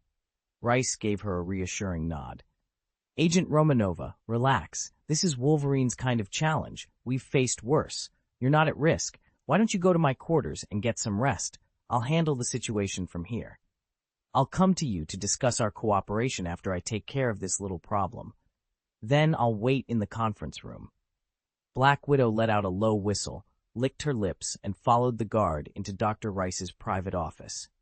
No sooner had the door closed behind her than Rice's face twisted with fury. "He actually walked right into my hands," he snarled under his breath. "Today, he'll learn what a life worse than death really means." Without hesitation, Rice stormed down the corridor to the first mutation clone chamber. He punched a code into the panel and turned to the nervous technicians inside. "Activate the Magneto clones." At his command, 9 of the 100 incubation pods hissed open. From each emerged a flawless, youthful replica of Magneto, every bit as imposing as the original. They stepped out in perfect formation, awaiting instructions. When it came to cloning, Dr. Rice hadn't wasted his efforts on one sample per mutant. He'd focused on the most powerful subjects. Of the 100 clones in his vault, 10 were Black Emperor duplicates, 10 Professor X, 10 Phoenix, and 10 Magneto. The rest, lesser mutants, used for experiments or cannon fodder. "Deploy them to the combat zone," Rice ordered. "Intercept Wolverine before he reaches Lucian's room." The Magneto units saluted crisply and filed out, their boots clicking on the metal floor. Dr. Rice allowed himself a satisfied smirk. "Let's see how Wolverine handles real power," he murmured. Meanwhile, the remaining clones, Wolverine, Sabretooth, Red Devil, the White Queen, Colossus, Cyclops, and Storm were only second or third-tier mutants. Their powers fell far short of the originals, so even the strongest among them barely registered as level 3 mutants. To be effective in combat, they had to coordinate their abilities. Take Magneto's clones, for example. Each could only manipulate a few hundred kilograms of metal on its own, but 9 working together could generate enough force to overwhelm Wolverine. Just as Lucian had predicted, the moment those 9 Magneto clones hit the battlefield, the fight swung decisively in their favor. Watching the action unfold on his tablet, he saw them synchronize their magnetic fields and slam Wolverine into a concrete wall. With a violent heave, they yanked the steel rebar free from the structure and drove it through his body, pinning him immobile. As for how Dr. Rice had acquired the mutant genes of Black Emperor and Red Devil in the first place, that was all thanks to General William Stryker, Rice's father's former commanding officer, who quietly arranged the transfer. Lucian's File, Entry 1. After the first major clash with the mutants, the CIA recovered the corpse of the Black Emperor and handed it over to Bolivar Trask. Determined to build the first Sentinels, Trask ruthlessly executed a small faction of mutants, including one known as Red Devil, and harvested their DNA, but his ambition proved his undoing. In the wake of the 1973 White House incident, the U.S. government charged Trask with espionage and sentenced him to life behind bars. Meanwhile, William Stryker, then serving as a Department of Defense liaison at Trask Industries, slipped out with every scrap of Trask's mutant genetic data before it could be sealed away. He used that archive to assemble a covert research team dedicated to the study and eventual weaponization of mutant genes. When the X-Men finally exposed and defeated his operation, Stryker reclaimed his files, repurposed them for an outright mutant extermination program, and even began engineering new mutant subjects in his own secret laboratories. The only notable gap in Stryker's trove is the genome of Apocalypse. His body was incinerated to ash when Phoenix obliterated him. Every other mutant profile with a recorded codename now sits in Stryker's database, ready to be cloned at will. Chapter 90, One Against Many. Damn, there really is a clone of Eric. Wolverine bit back a roar of pain as steel bars drove into his shoulders, pinning him against the wall. Through clenched teeth, he shouted at the open window, "Lucian, now's your chance! Shoot!" "I've got you, Jacket Wolf," Lucian called, steadying his aim. High overhead, Iron Man's suit deployed a specialized muzzle attachment. Inside the helmet, JRVS had already triangulated the positions of the 9 Magneto clones pacing below. In one seamless motion, 9 non-magnetic slugs sprang from the barrel. Bang, bang, bang, bang, bang, bang, bang, bang, bang, bang. Every shot found its mark. Each clone struck squarely in the forehead. In an instant, all 9 collapsed, motionless. They were nothing but copies, after all. Even though 9 weak duplicates might pool their powers to rival a strongman, none of them exceeded a third-tier mutant's strength.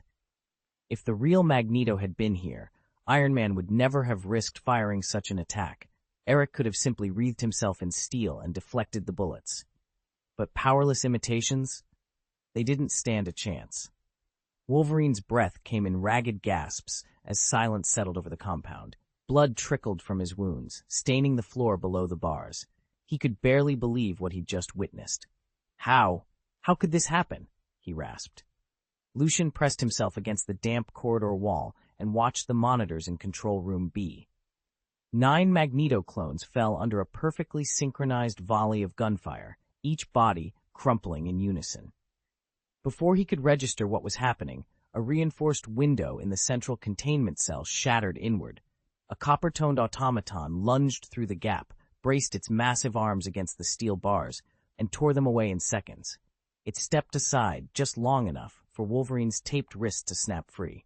Les, the night shift technician, stared at the screen in disbelief. That's impossible. Wolverine couldn't have forced his way in alone. There must be backup. Experimental Subject 7F7? Another operative? A cold, mechanical voice crackled over the PA system. Activate all mutant clones except number 101. 1 from each genetic category remains in primary containment. The rest deploy immediately. Their mission: eliminate Wolverine, Experimental Subject 757, and the robotic intruder. Hidden stasis bays lining the corridor walls hissed open.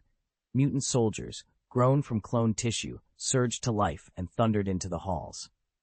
Outside the facility's main security grid, Lucian slipped through a grated vent and dropped silently into a shadowed utility tunnel. He drew his slender, rune-etched staff from beneath his coat. Closing his eyes, he murmured the words of his new tracking spell, "Reveal the footprints." Silvery sigils bloomed on the concrete floor, and spectral tracks materialized, tracing the fleeing clone's route to the containment block. Without missing a beat, Lucian inclined his staff and spoke again. Binding frost. A pale wave of ice spread from the staff's tip, encasing the clones and the illuminated tracks themselves in a brittle shell of frost. Even the hardened mutants froze in place, their riotous charge arrested by his spell. He allowed himself a brief, satisfied smile, then slid the staff back under his jacket. With the pursuers stalled, he followed the frozen trail deeper into the complex. Wolverine and Subject 757 would need every advantage they could get, and Lucian intended to make sure they had it. The real battle was only just beginning. Lucian moved like a shadow through the high-security corridors. Whenever he came upon surveillance monitors, he whispered the freezing spell, and the screens locked on a still image, blind to his passage. Confronted with a reinforced fingerprint-locked door, he simply spoke the unlocking incantation, and the heavy barrier slid open. When base guards barred his way, he wove a binding spell that froze their bodies in place. Then, with a thought, he guided a concealed blade across our throats. No one survived to raise the alarm. By the time his quarry even suspected an intruder, Lucian was already standing in a hall larger than a warehouse. On a raised platform at the far end, Dr. Sander Rice and Commander Donald were deep in discussion. Lucian's mission was clear. He needed Rice alive to siphon the research data from his mind, but Donald had to die first. Lucian leveled his pistol and squeezed the trigger. The bullet arced through the air and struck Donald squarely in the forehead. The commander slumped instantly, a pool of red blossoming at his feet. Dr. Rice spun around, horror and disbelief flickering across his face as his assistant collapsed. Lucian didn't hesitate. He spread his wings, a faint shimmer of arcane energy, and rose effortlessly to the platform. Landing with cat-like grace, he tucked his pistol away and offered Rice a calm, even smile. "Good evening, Dr. Rice," he said, his voice cool and steady. "I trust you'll cooperate." "How do you possess the power of an angel?" Rice demanded, his voice cracking. A spray of blood splashed the white-tiled wall as Donald crumpled, a bullet lodged in his skull. Terror shot through Rice, and he staggered back behind his bodyguards. He recognized the man they called experimental subject number 757. He'd seen enough to know 757 could bend bullets with magnetic fields. What he hadn't known was that someone had spliced angelic DNA into him. "Kill him," Rice barked before Lucian could even speak. He didn't care about answers. Once 757 was dead, Rice reasoned, he'd have all the time in the world to dissect the body and uncover its secrets. Something about 757 had always felt wrong. Rice had tried to reproduce the experiment himself, combining Magneto's and Professor X's genes in new subjects. But those creatures were barely intelligent and nowhere near as powerful. They'd all ended up incinerated in the crematorium. At his command, the surrounding guards leveled their weapons and opened fire on Lucian. But Lucian was faster. Lucian landed on the rooftop seconds after dropping Donald. Mid-air, he had unleashed a swarm of razor-sharp blades to circle behind the guards below. The moment they drew their weapons, the blades struck without warning. Squeak! Squeak! Squeak! And blood spurted from their necks as each man crumpled to the deck. But Lucian's triumph was short-lived. Two thin red beams sliced in from the lower right, aimed straight for his skull. His psychic warning ignited in his mind, and combined with cat-like reflexes, Lucian dropped into an iron bridge stance. The blasts hissed past mere inches from his head. He twisted to peer down at the source. "Impressive vigilance," he said coolly. "You even saved a few surprises for me." To his right, a dozen naked mutant clones stepped into view, the childlike facsimiles of Magneto, Professor X, Phoenix, Storm, and the others that Rice had stashed away for emergencies. The two beams had belonged to a Cyclops clone, but its optic blasts lacked the real Cyclops' devastating power. Before Lucian could press his advantage, he realized, with a sick twist of his gut, that Rice himself was gone. The Red Devil had just teleported him behind the mutant line. Now the real fight was about to begin. Experimental Subject 757. You're nothing more than a second-tier mutant, half Magneto, half Professor X, while everyone else here ranks at least third tier. Let's see how you die. Rice's sneer faded the moment the Red Devil carried him to safety. Then come and get me, he challenged, all trace of his earlier panic gone. Lucian watched calmly. This was exactly what he'd anticipated.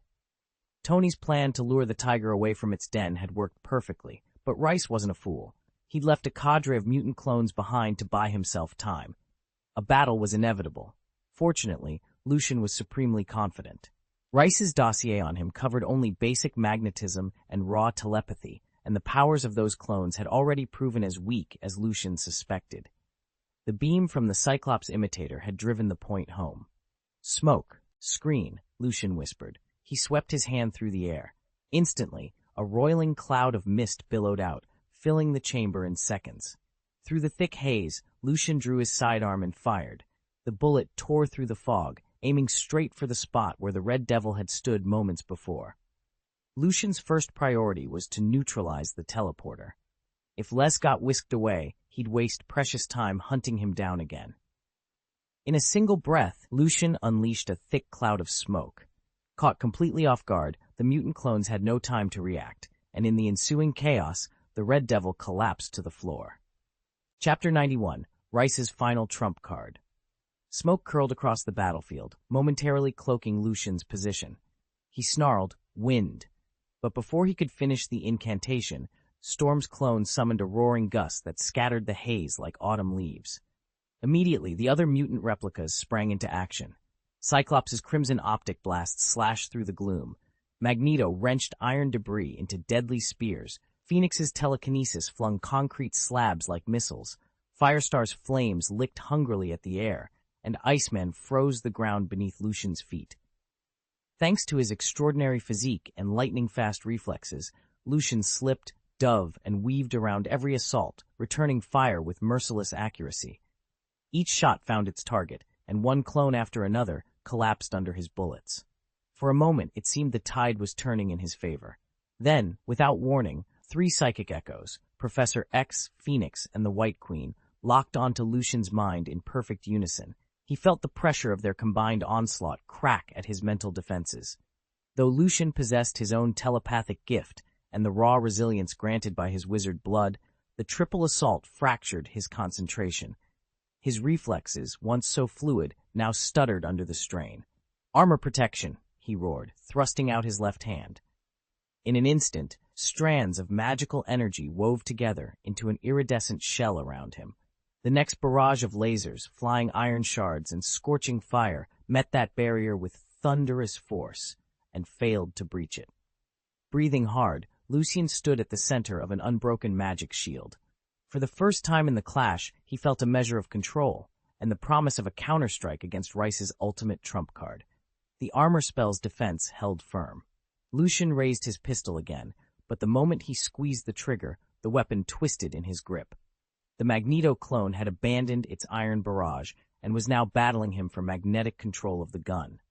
Seizing the distraction, Wolverine, Sabretooth, Colossus, and Psylocke, clones bred for close combat, stormed the platform, snarling as they closed in on him. "Capture him alive," Dr. Rice ordered. He'd initially planned to kill Subject 757, then dissect the body to catalog every mutation and injected gene. But Lucian's powers kept evolving in ways Rice hadn't anticipated. Better to have him alive.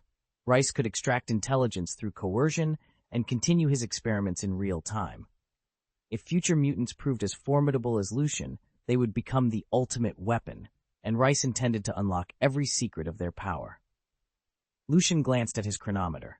If he had another 757 seconds, he'd seize control of the world. Yet right now, these glaringly obvious mutant clones barreling toward him were the only thing in sight. "What an eyesore," he muttered. The clones came in 2 varieties, female and male. The women were hardly pleasant, but at least they didn't pose a control problem. The men, however, charged with such exuberance that even maintaining his composure was a struggle. Evidently, the mental shock they emitted had blown past Professor X's telepathic barriers and those of the two other psychics on their side. Lucian had to split his focus between holding up his magical armor to block ranged attacks and fighting for the right to manipulate magnetism against a rival who was clearly channeling Magneto's power. He freed his right hand and, with a whisper of traceless extension magic, drew an alloy mace from the pocket of his coat. A circle of runes flared into existence around him. Change! In an instant, Lucian's form swelled until he towered nearly 4 meters tall, an echo of President Makarov's giant magic, scaled down just enough for his own use. He hefted the massive mace like a toy and pointed at the fastest runner among the Quicksilver clones. First, the blow came down with the force of a wrecking ball. Bone-cracking thunder and a spray of blood were the only answers as the lead clone hit the floor in an ended red smear. One down, dozens more to go, and Lucian was only getting started.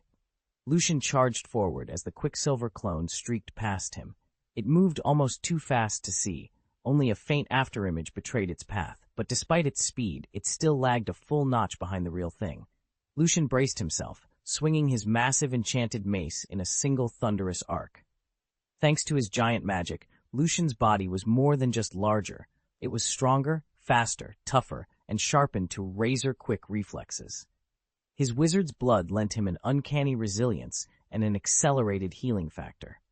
As a mutant, his muscles and endurance already exceeded those of ordinary humans, and his magic cat heritage endowed him with lightning-fast nerve responses and agility that would astonish any athlete.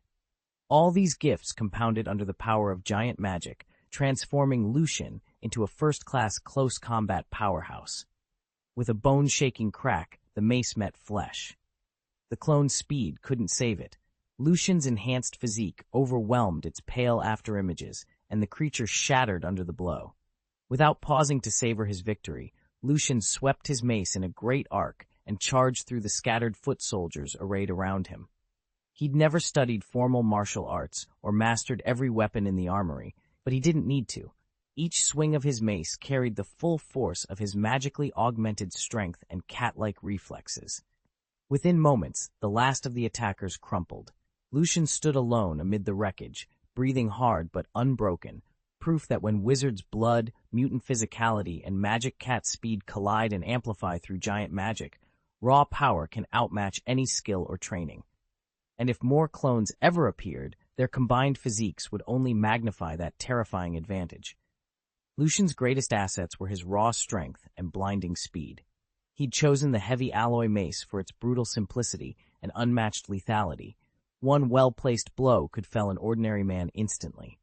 His opponents, however, were mutant clones with accelerated healing, hardened flesh, and animalistic ferocity.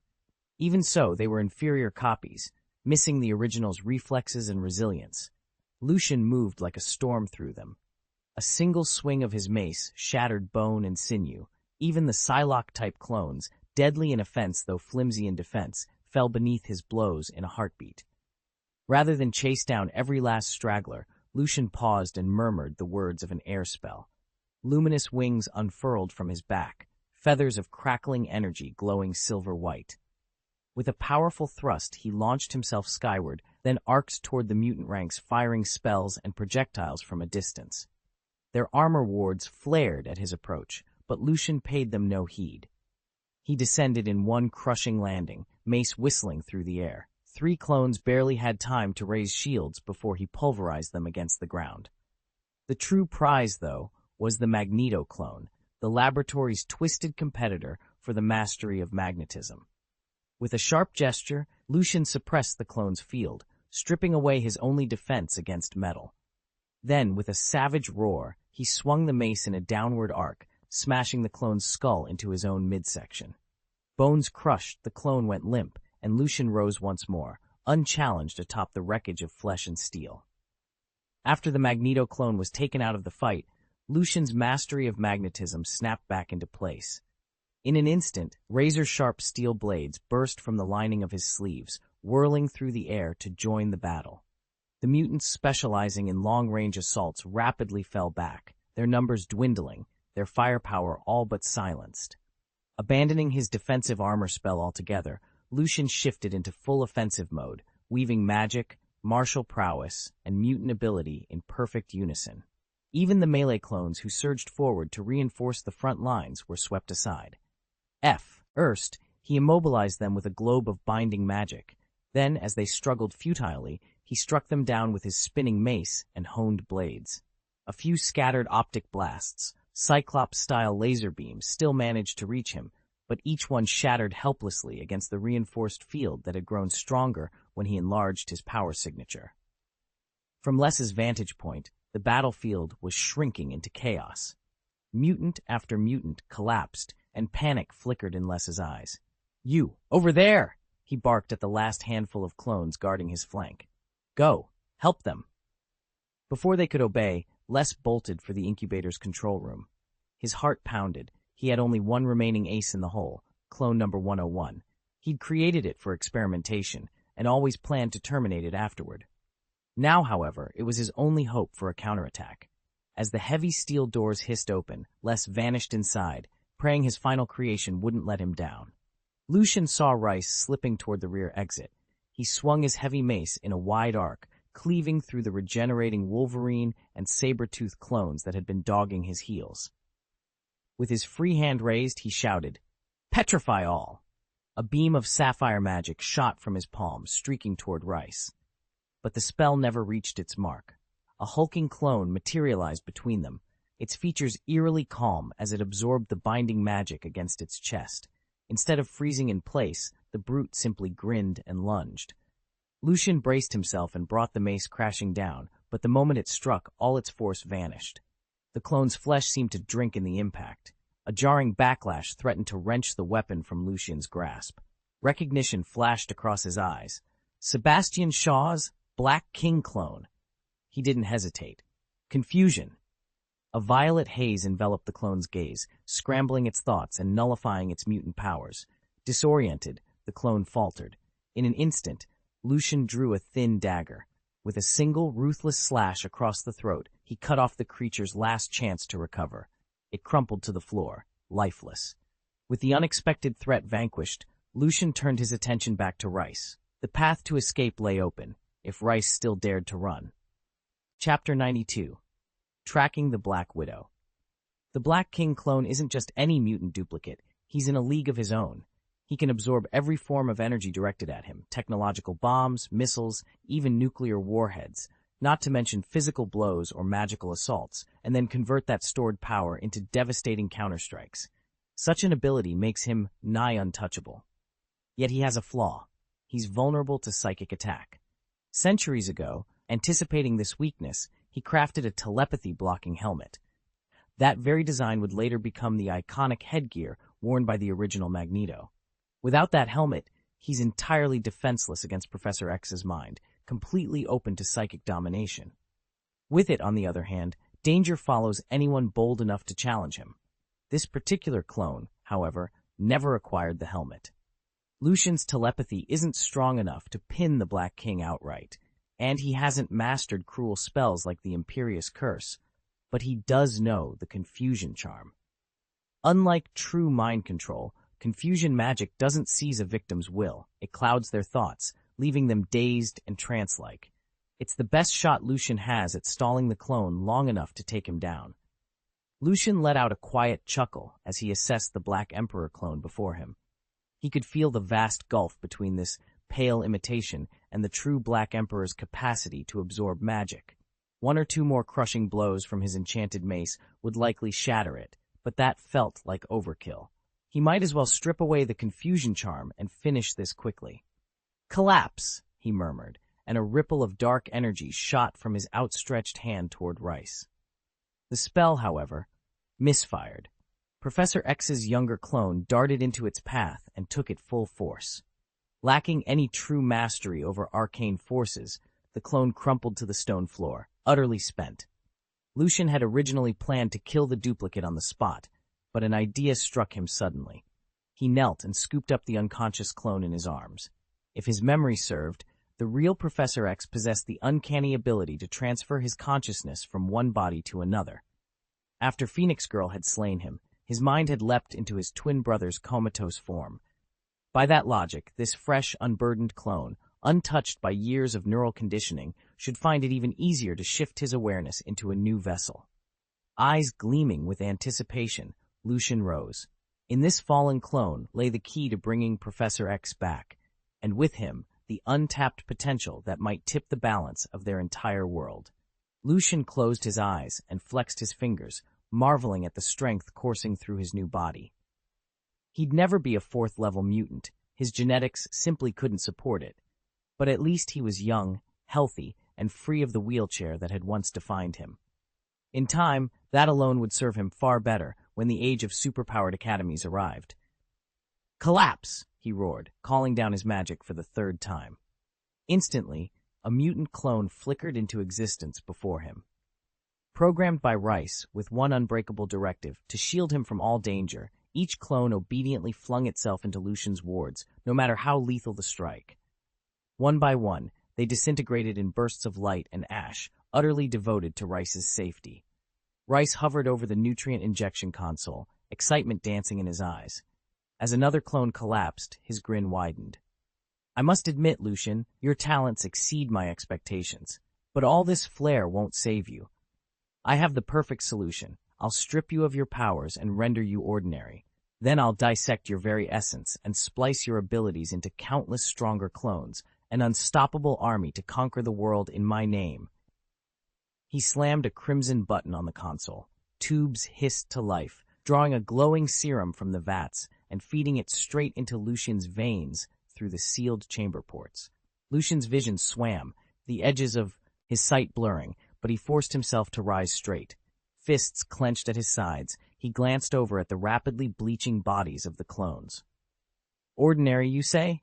he echoed, his voice steady despite the chemical burn spreading through him. A fierce grin cracked his lips. "I don't think so." "How naive," Lucian murmured.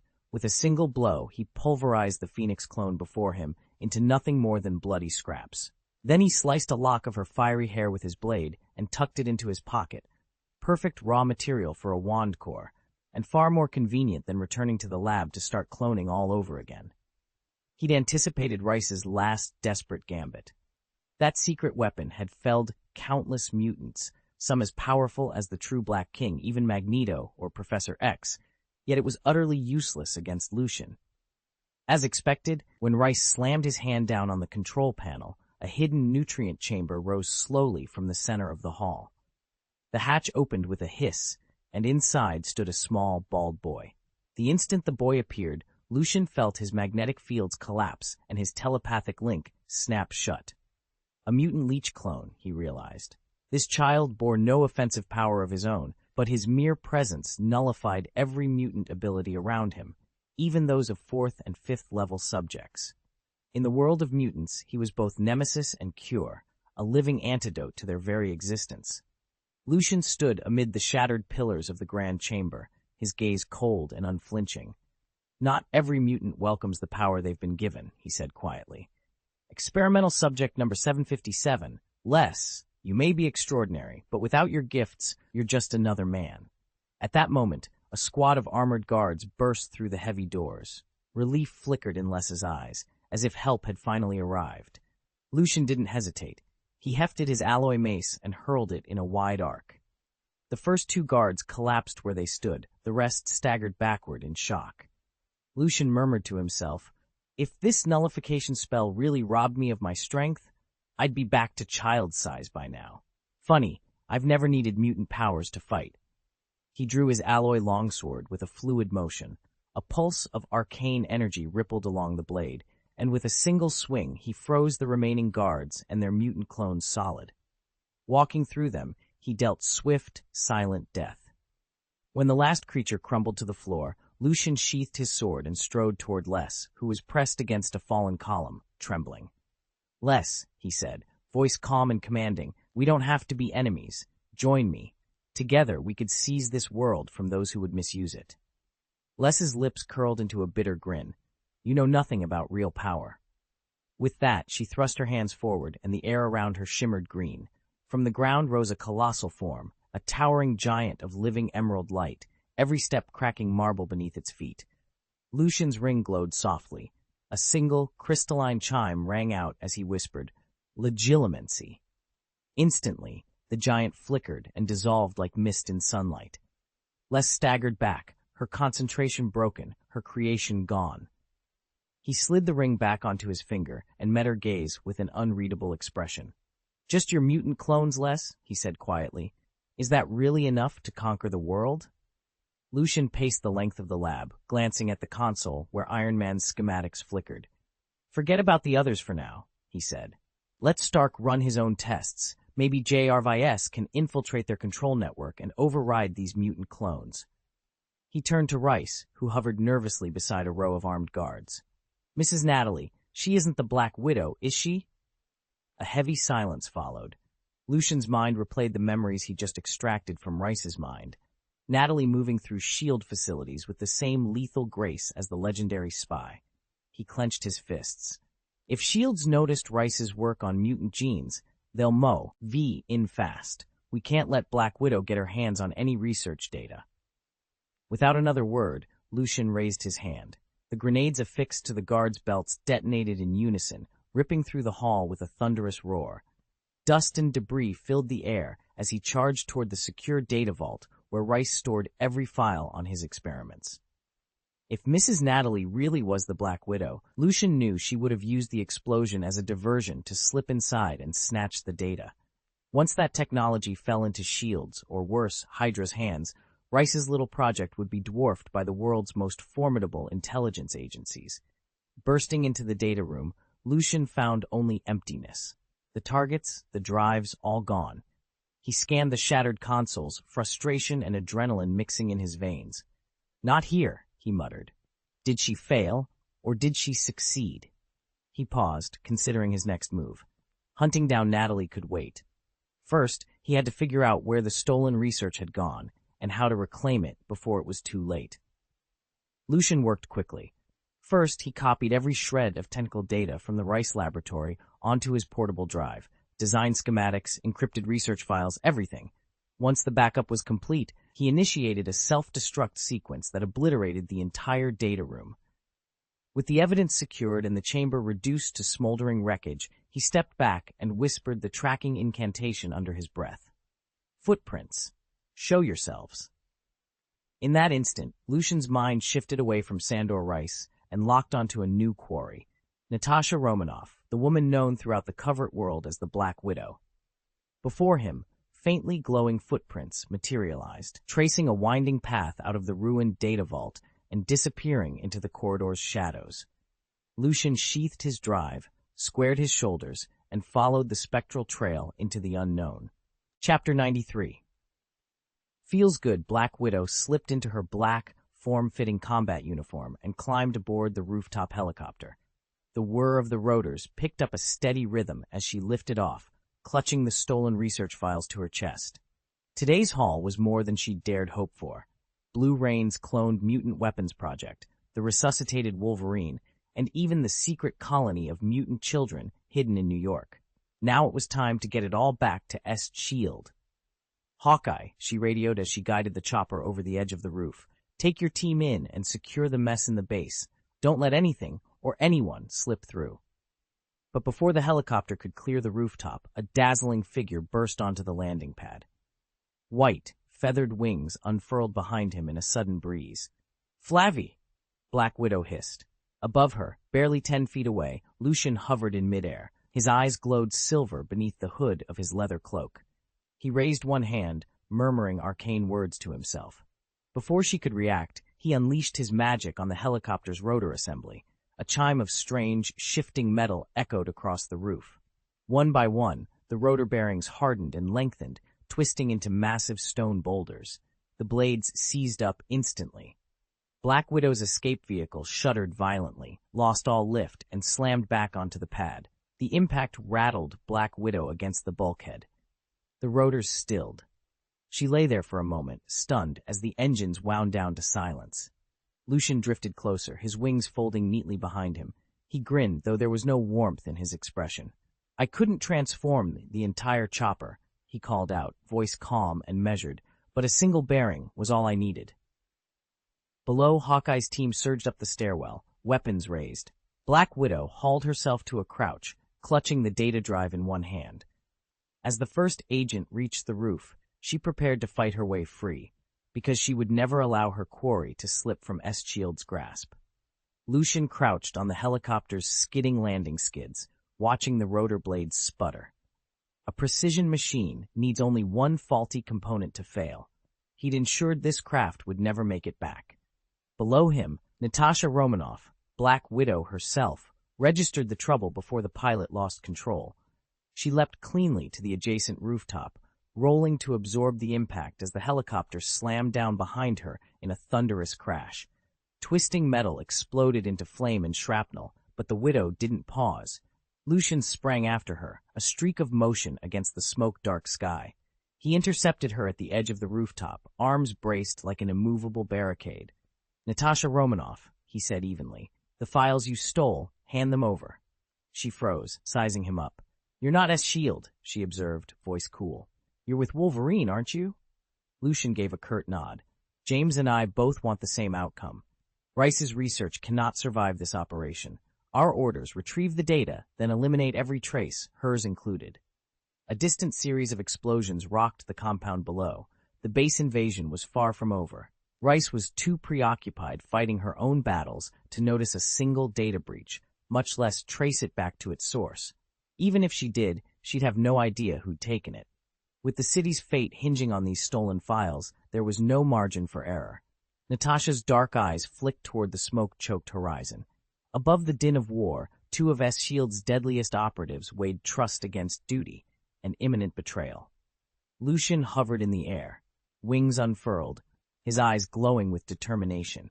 In an instant, he unleashed a surge of energy that sent the S.H.I.E.L.D. helicopter's rotors sputtering. The aircraft shuddered, stalled, and tumbled toward the ground in a fiery spiral.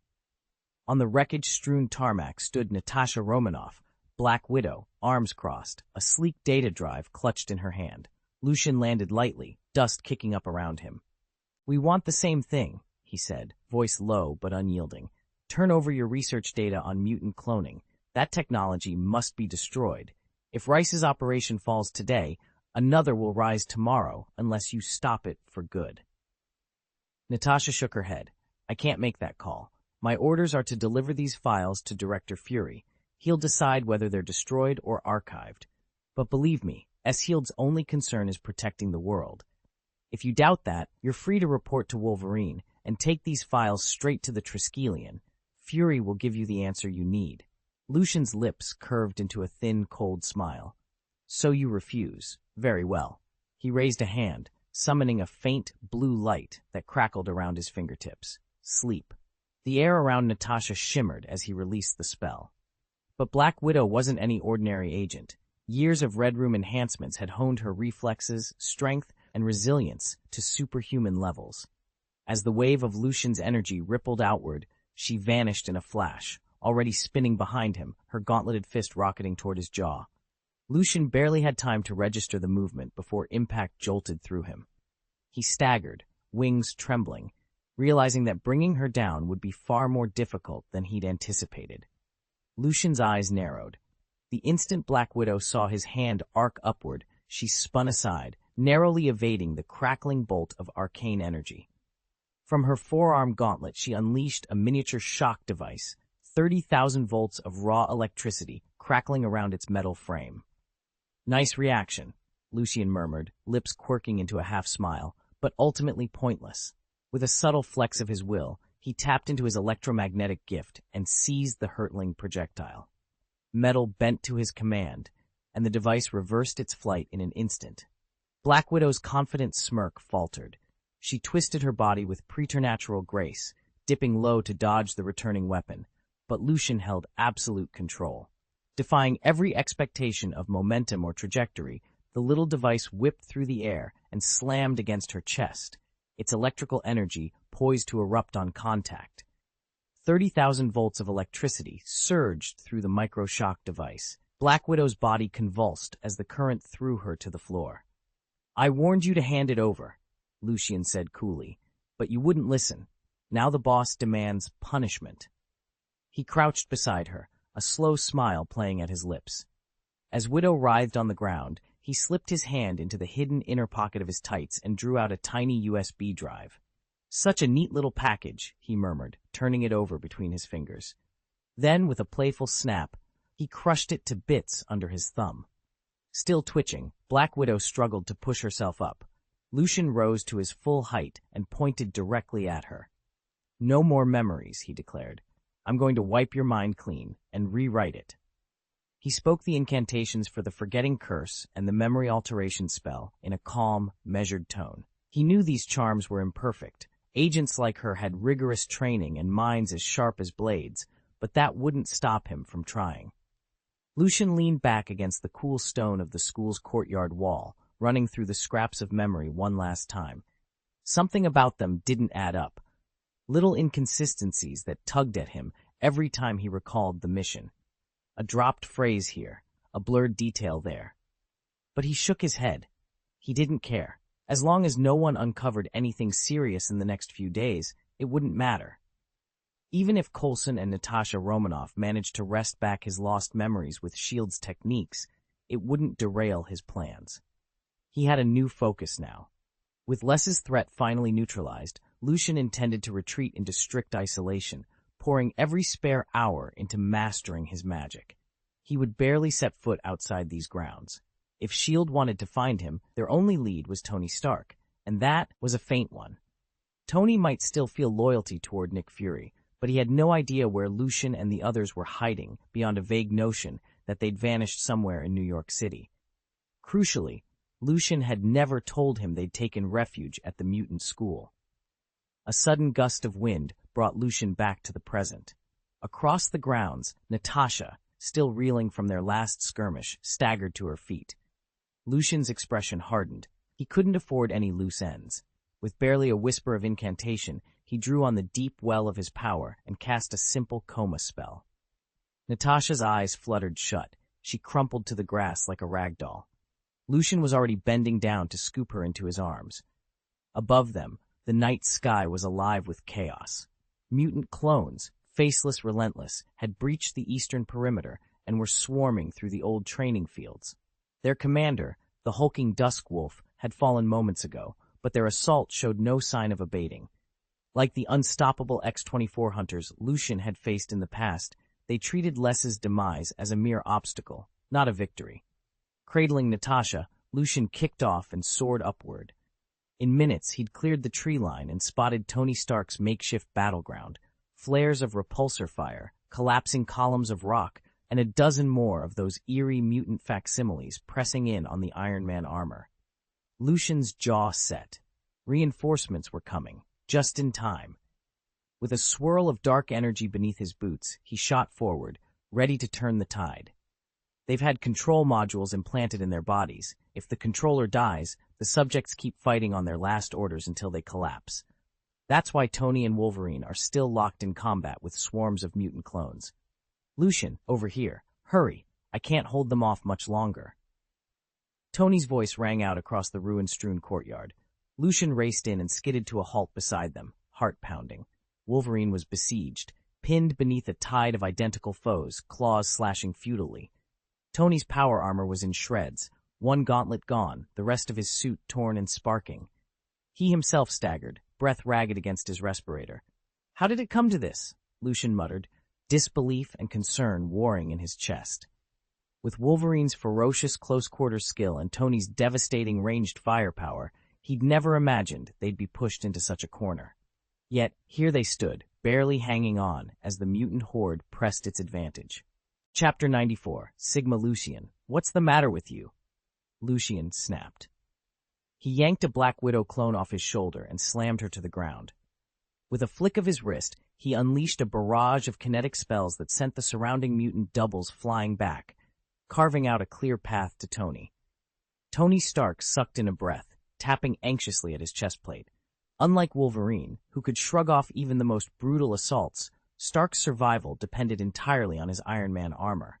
Once that suit failed, there was no healing factor to save him. "Go ask Wolverine," he panted, nodding toward the advancing Phoenix clones. He just can't bring himself to finish off former teammates, especially women. Logan, bleeding and tangled in scorching tendrils of cosmic flame, growled as he ripped free. He stumbled backward and joined Lucian and Tony's flank. Stark stabbed a finger at the 9 identical Phoenix warriors closing in. He's ruthless against the Dark Emperor, the White Queen, the Red Devil, even his own shadow clones, but when it comes to these X-Men clones, he holds back. And with 9 Phoenix forces? Forget it. Lucian's eyes narrowed. Don't call him Jacket Wolf, Stark. You're right that he refuses to harm his old comrades, but that doesn't mean you get a free pass just because they're female. As Logan flexed his claws and Lucian began weaving his next spell, Tony recalibrated his repulsors. The trio braced themselves, Mage, Mutant, and Armored Avenger, ready to face the 9 Phoenix entities surging toward them in a deadly crimson tide. Lucian adjusted his armor with a casual flick of his wrist and quipped, "I prefer a proper duel in private. Ripping them to shreds out here isn't very chivalrous." One of the Phoenix operatives snarled back, "You deserve to be beaten like this." Lucian rolled his eyes. "We don't have time for this. With all the commotion, the police will be on us any second." "Restore the suit." He waved his hand in a precise gesture, sending a repair spell weaving through the shattered steel plates. In an instant, his armor snapped back into flawless condition. Tony shot him a worried look, as if he couldn't believe Lucian would come out of this alive, but Lucian paid him no mind. Instead, he began assigning targets. "Tony, you take care of the non-X-Men and the male mutant clones. I'll handle the Phoenix team." To Lucian, foes were just that, foes. Allies were allies. He respected no special rules of engagement based on gender. As a Sigma operative, he believed the only honorable way to fight an enemy, male or female, was to end the threat completely. Transform! He summoned his giant magic, and within moments, his height soared to nearly 4 meters. Grasping a massive spiked mace in one hand, he lunged into the cluster of Phoenix girls. With a full-body spin, like the sweep of a gigantic windmill, he crushed most of them under a single, devastating arc. Lucian unleashed a rapid-fire barrage of spells, coma charms, full-body binding incantations, confusion hexes, and sent his magnetic blades sweeping through the ranks like an automated scythe. In mere minutes, Phoenix Girl, Storm Girl, Mystique, Phantom Cat, White Queen, and the rest of the female mutant clones lay shattered at his feet.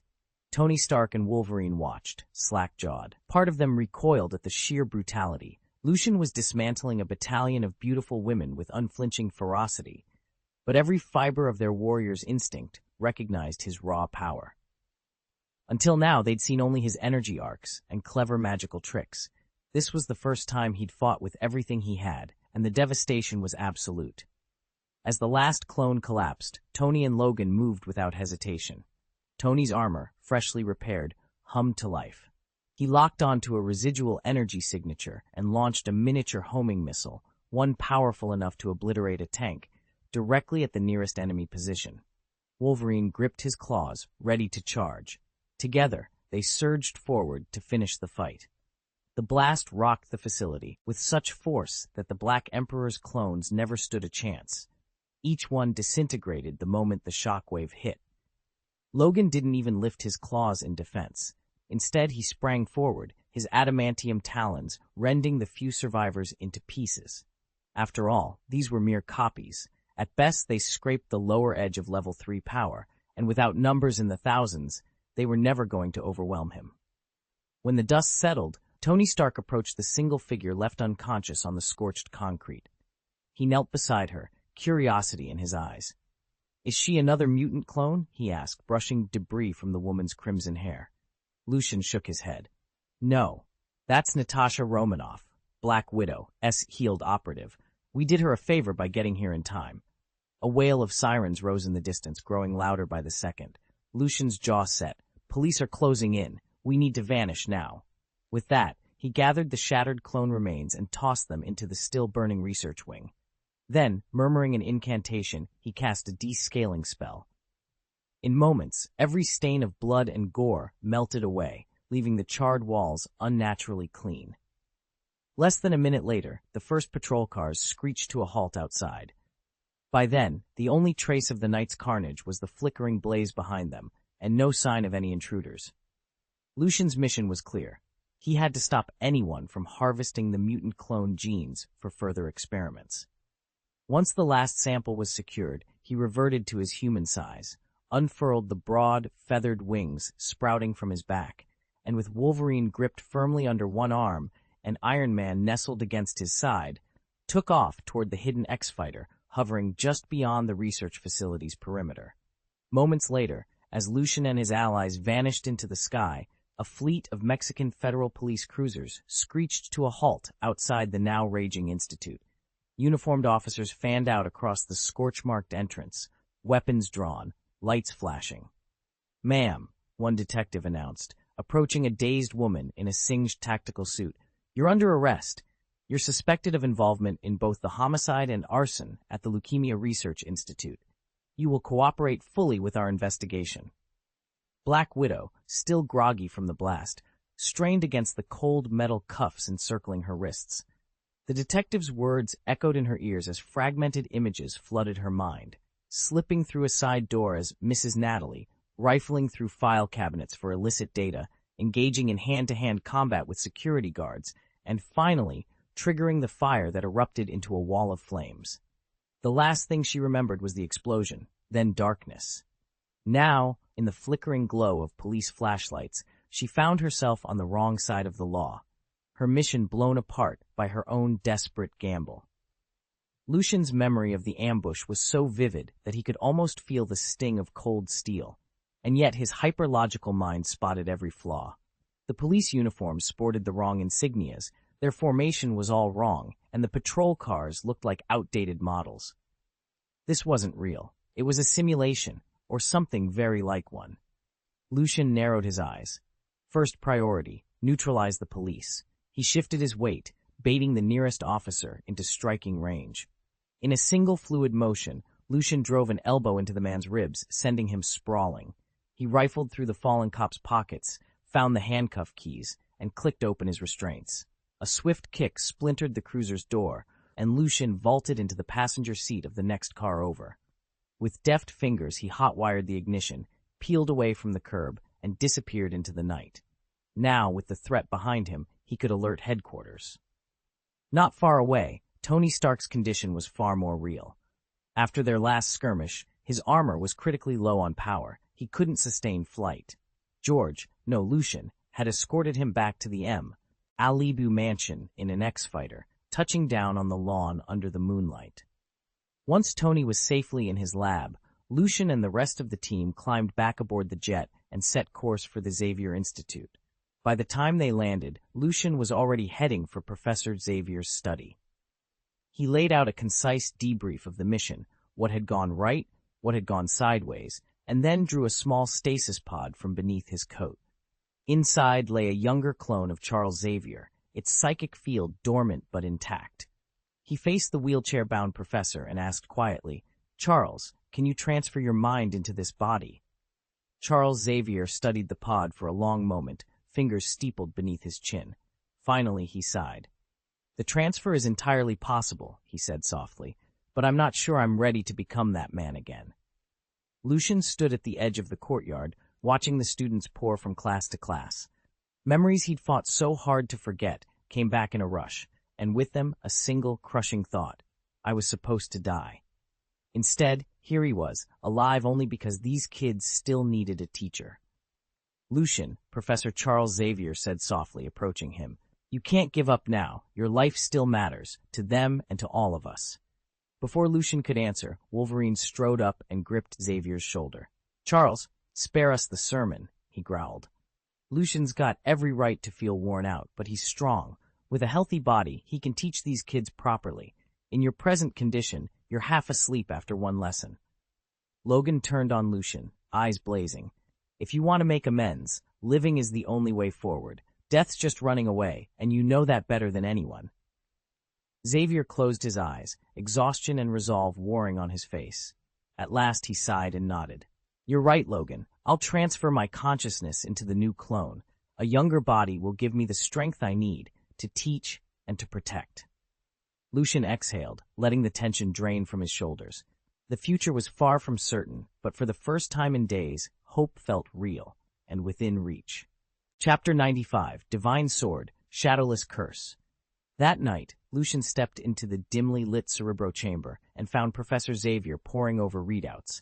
His clone body felt unusually young, and although that vessel dampened his power, his indomitable mind still registered as a level 3 mutant. Lucian paced before the holoprojector, weighing his next words. "Charles," he said, "when you have a moment between classes, I'd like you to run a Cerebro scan for me." "Scanning for whom?" Xavier looked up, curiosity flickering in his gaze. "I'm thinking we expand the school," Lucian explained, meeting the older man's eyes. "There are dozens, hundreds maybe, of children out there with special gifts.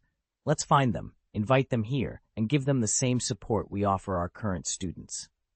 He laid out his vision: transform the Mutant Academy into a true super school, one that transcended the mutant-human divide. Xavier listened quietly, arms folded, the hum of the machine echoing in the silent chamber. Finally, the professor nodded. "You're absolutely right. From the start, humanity's fear of mutants has driven us into hiding. We gave ourselves a label, and that label became a prison. By reaching out to these children, by dropping the word mutant and simply celebrating their abilities, we offer them a future alongside everyone else." Lucian felt a surge of purpose settle over him. The burden of responsibility was immense, but for the first time, he sensed that their cause could be greater than any isolationist dream. They would build a school that taught acceptance, cooperation, and hope, and in doing so, they might just change the world. Lucian leaned back and considered the wider challenge. "It isn't just mutant children who struggle," he said. "Any youngster who suddenly manifests powers faces the same obstacles. And don't forget the adults with abilities. They'll need guidance, too. Our school will have to recruit teachers." Professor Xavier nodded slowly, but his expression was troubled. "With my current limits, even using Cerebro, I can't scan the entire globe. At best, I cover New York and its environs. I won't be able to identify every new mutant or powered individual." "That's all right," Lucian replied with a reassuring smile. "There's no hurry. Even if you discover only one student per year, it's a start. In time, as I grow stronger and this school earns a reputation, people will come to us willingly." Content that Xavier understood, Lucian turned his full attention back to mastering magic. He deliberately set aside thoughts of recruitment and outside affairs, immersing himself in study and meditation. Meanwhile, Tony Stark returned to the mansion on a literal high. His first skirmish in the new armor had been exhilarating. As soon as he walked through the door, he set to work tweaking the repulsors, refining the flight stabilizers, and strengthening the helmet's sensory array. Every improvement brought him closer to the superhero he aspired to be, and his journey was only beginning. Lucian hardly noticed the headlines anymore. Everywhere terrorists popped up on the world's news networks, a man in a gleaming steel suit would appear out of nowhere, eliminate them with ruthless efficiency, and vanish again under a flurry of camera flashes. In the span of a few days, the figure had become a global sensation, a living legend dubbed Iron Man. He'd refused every directive from S.H.I.E.L.D., hidden his true identity, and even faked his own death in front of the world's press. None of it fazed Lucian Finch. While Iron Man dominated the airwaves, Lucian's thoughts were miles away, buried deep in arcane theory and wand work. Here at Hogwarts, his true battlefield, he devoted every waking hour to mastering magic. Today, in particular, Lucian's spirits were high. Professor Snape had at last agreed to teach him a set of advanced spells of his own design, including the one he'd labored over most obsessively, the Shadowless Curse. In the dim lamplit office beneath the Slytherin dungeons, head of House Snape regarded Lucian with a measured gaze. Stacks of leather-bound tomes and vials of flickering potion lay strewn across Slytherin's ancient oaken desk. "Mr. Finch," Snape said, his voice as cool and precise as ever, "in all my years of teaching, I have never encountered a student with your raw talent and dedication.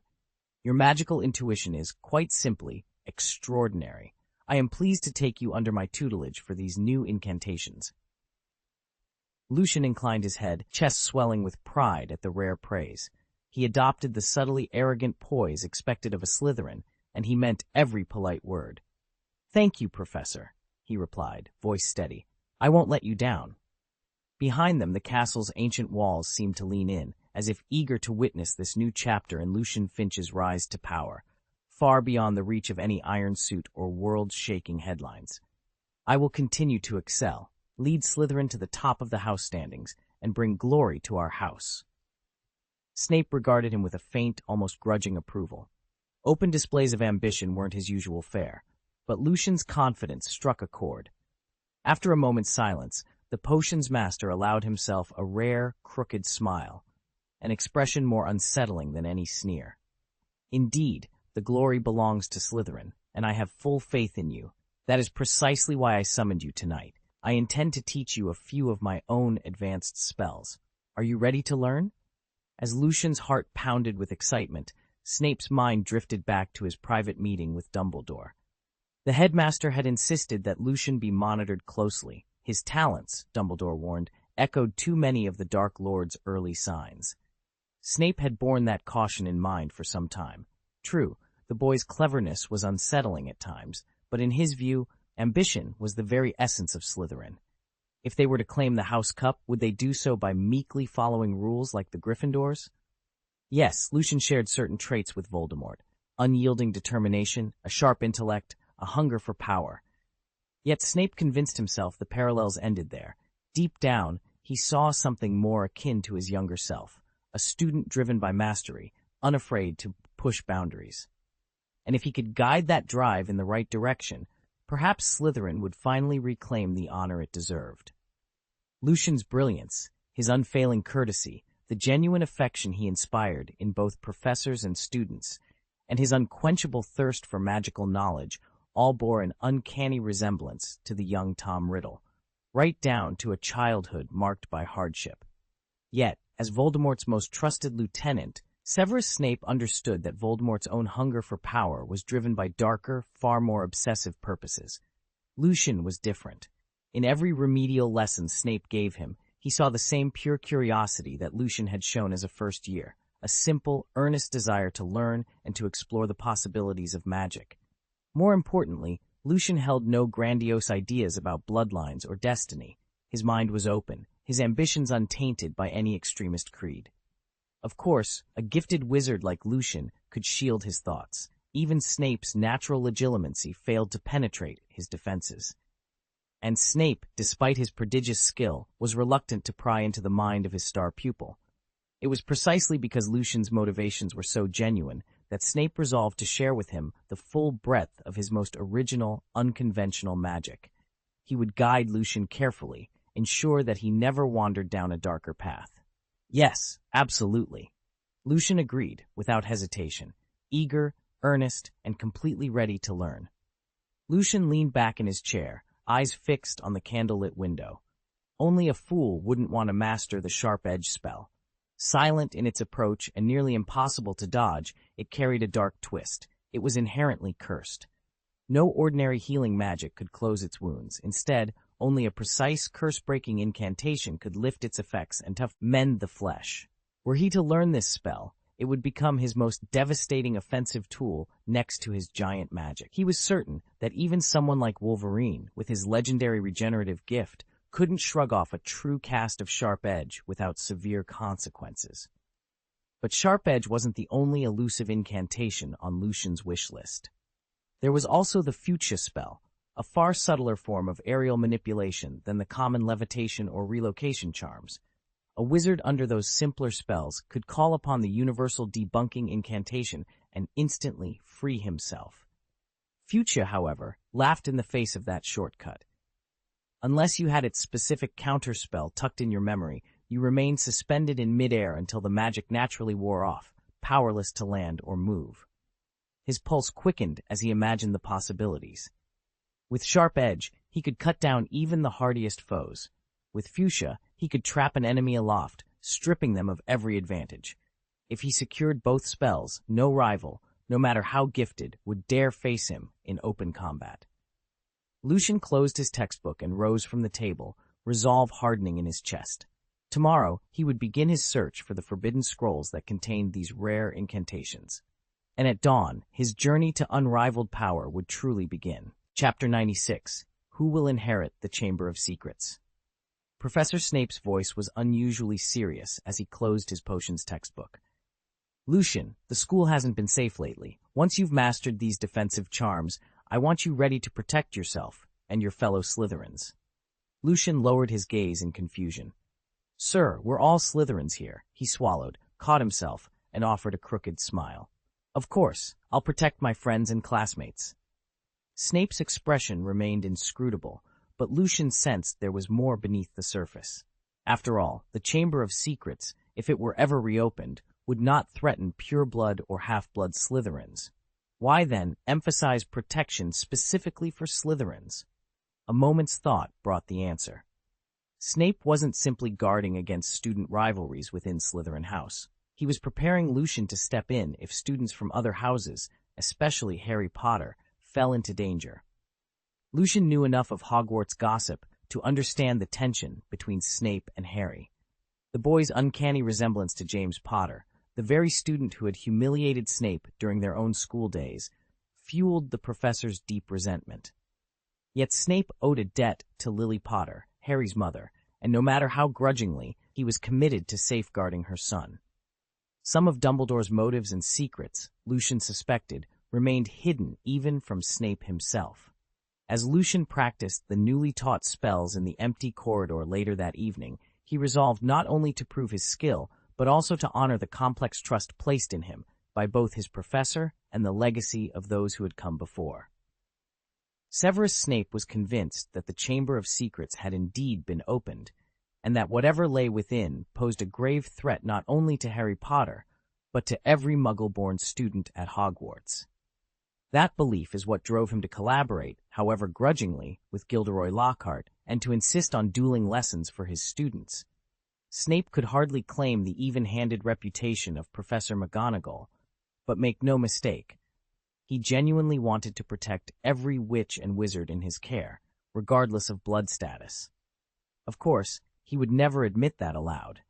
He also knew that he, Harry, and Hermione were close friends who met regularly to study together. If things turned dangerous, they would need every advantage they could muster, starting with mastering powerful defensive spells. Over the next week, Lucian devoted every spare hour to perfecting the divine-edged Shadowless Curse and the upside-down Golden Bell Curse in the Room of Requirement. Hogwarts had remained eerily calm in the meantime. No new victims had fallen victim to petrification since Harry had taken possession of Tom Riddle's diary. It wasn't until Sunday of the second week that Harry, Ron, and Hermione tracked Lucian down in the library and shared the astonishing revelations they'd unearthed through their latest unsettling conversation with the diary.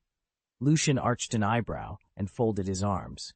So you really think Hagrid is the heir of Slytherin, and that he opened the Chamber of Secrets to unleash the monster? Harry's expression crumpled with distress. He hated the accusation, but every clue seemed to point back to Hagrid. After all, he'd been expelled years ago, and ever since, the attacks had stopped. If he hadn't been gone, Tom Riddle wouldn't have had free rein to earn all those accolades. Hagrid's well-known fondness for dangerous creatures didn't help matters. Last year, he'd tried to feed a baby Norwegian ridgeback in his hut, and he'd been caring for Fluffy, the three-headed dog, guarding the Sorcerer's Stone. We thought he simply hated to see any creature locked up, Ron added. We never imagined any of them would turn on people. Lucian looked to Hermione, who stared at her feet.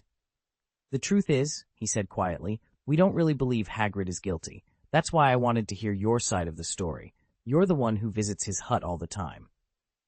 Hermione's head snapped up. Lucian let out a breath he hadn't realized he'd been holding. Honestly, Hagrid can't be the culprit. The three friends exchanged hopeful glances, their faces brightening the moment Lucian spoke those words. Why not? First, no upright Slytherin would ever choose someone of half-giant blood as their heir.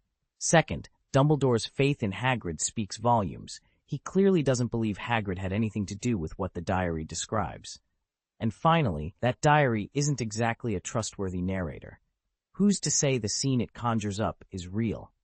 Maybe the true heir fabricated it to frame Hagrid. Lucian spoke deliberately. If you're worried, why not ask Hagrid yourself? And if you'd rather not, well, I'm happy to inquire on your behalf. Even though he was secretly curious about whatever lay hidden in the Chamber of Secrets, Lucian had no wish to see Hagrid convicted and sent to Azkaban, as had happened in the original timeline. The soul-sucking despair inflicted by Dementors rivals the agony of the Cruciatus Curse. Hagrid was simple, yes, but he was kind, and he had taught Lucian countless useful things over the past 6 months. Between him and Dumbledore, Lucian would stand with Hagrid every time. Lucian leaned forward, eyes bright with conviction. Think about it. Even if Hagrid somehow avoids Azkaban and the Chamber of Secrets mystery drags on, Dumbledore will come under pressure to step aside sooner or later. There's no way around that. But if we help clear Hagrid's name now, it not only spares him from another wrongful arrest, it could also ease Dumbledore's suspicions of Hagrid and earn us his goodwill. Harry let out a relieved breath. Ever since clues had begun pointing to Hagrid as the heir of Slytherin, he'd been brooding. You're right, Lucian. If Hagrid really were the heir, Dumbledore wouldn't show him as much trust. We can't just sit on this, Harry went on. If another attack happens and Hagrid gets blamed again, who knows what'll happen? Let's talk to him, together. Hermione nodded in agreement. Ron scratched his head, half smiling. Right. Just hope it's a friendly chat, or we'll have to explain why we're asking if he's been letting any wild creatures loose. That afternoon, the three of them set off across the misty grounds toward Hagrid's hut, determined to give their friend a chance to set the record straight. Lucian pushed through the castle gates with Harry and their 2 friends, spotting Hagrid crouched beside a burrowed mole, inspecting it with intense curiosity. Why didn't you tell me you were coming? I could have baked you some rock cakes. Hagrid boomed, looking delighted. Harry and the others exchanged nervous glances. At last, Harry cleared his throat. Hagrid, we, actually came to ask you about something. Lucian noticed their hesitation and cut right to it. It's this. We've heard you were expelled because of the monster that opened the Chamber of Secrets and supposedly killed Myrtle. What really happened? Hagrid's face darkened.